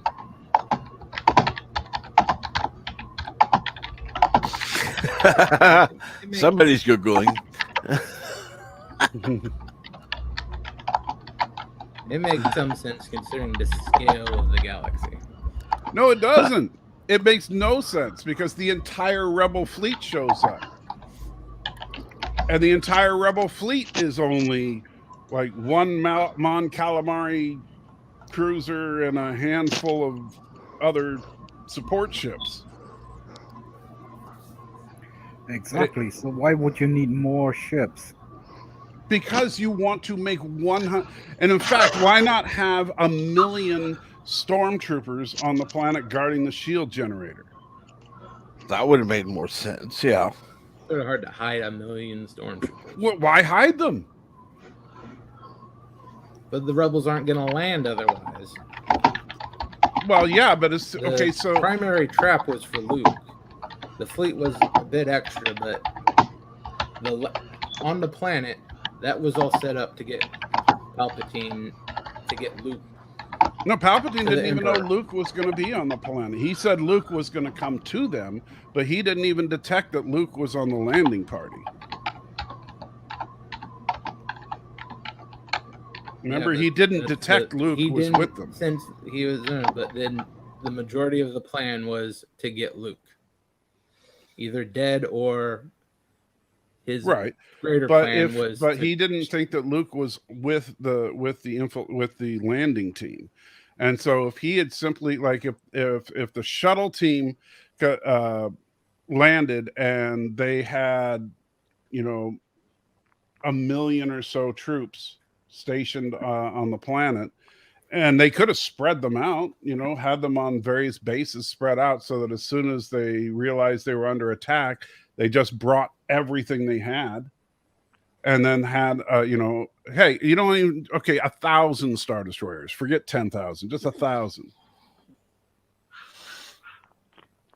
Well, considering how much one of those Star Destroyers is responsible for. And you can keep 500 of them in reserve, one jump away so that they wouldn't be detectable. Well, considering you pull one Star Destroyer off, you're essentially letting a couple hundred systems go without Imperial control. Right, but the entire Rebel fleet's coming after the Death Star. But the Rebels no, actually, you didn't. Yeah, they did, because they knew the entire Rebel fleet was massing near Sullust. And so they knew and they already leaked the information of the Death Star's location to the Rebels. Exactly, they leaked it. Right. And they knew they would have brought in more ships. The rebels would have known there was more ships, and they wouldn't have gone there.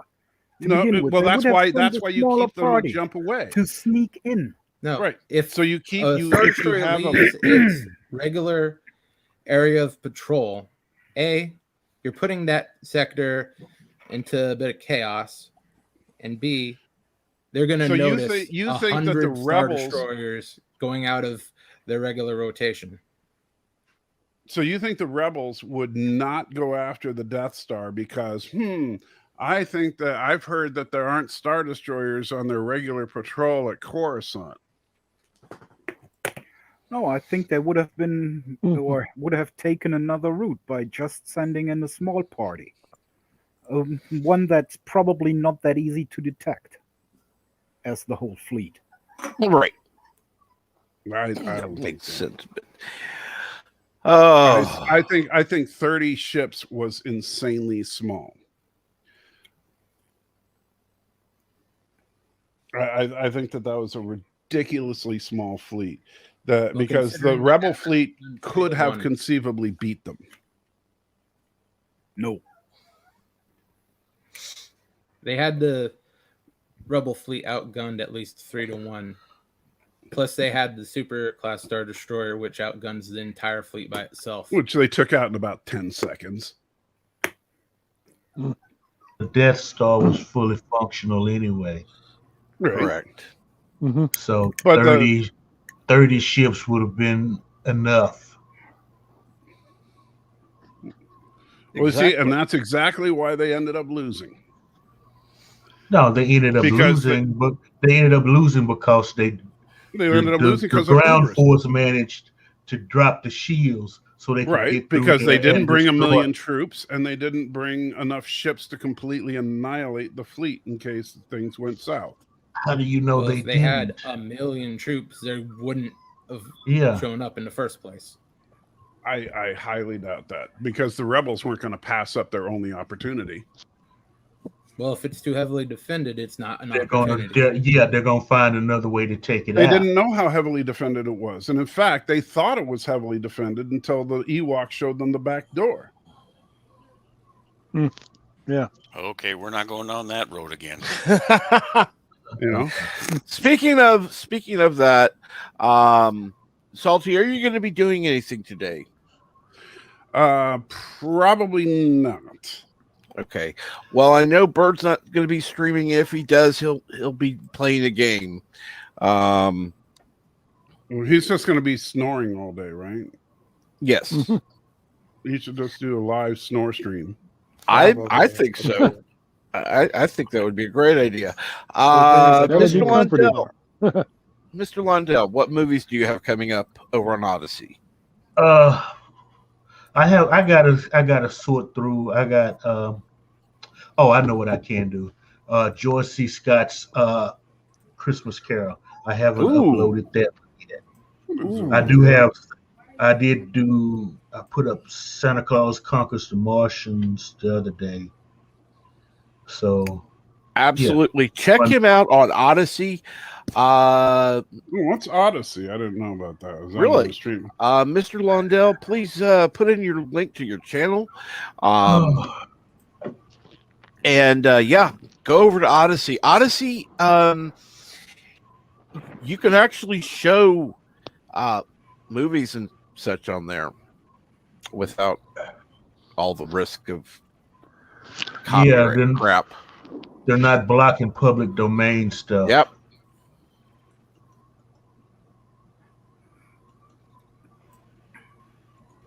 Thank you, Bird. Oh, okay, Bird did it for me. Good man, good man. Thank you, Bird.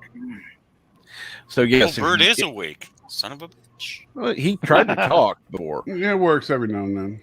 But check out Odyssey.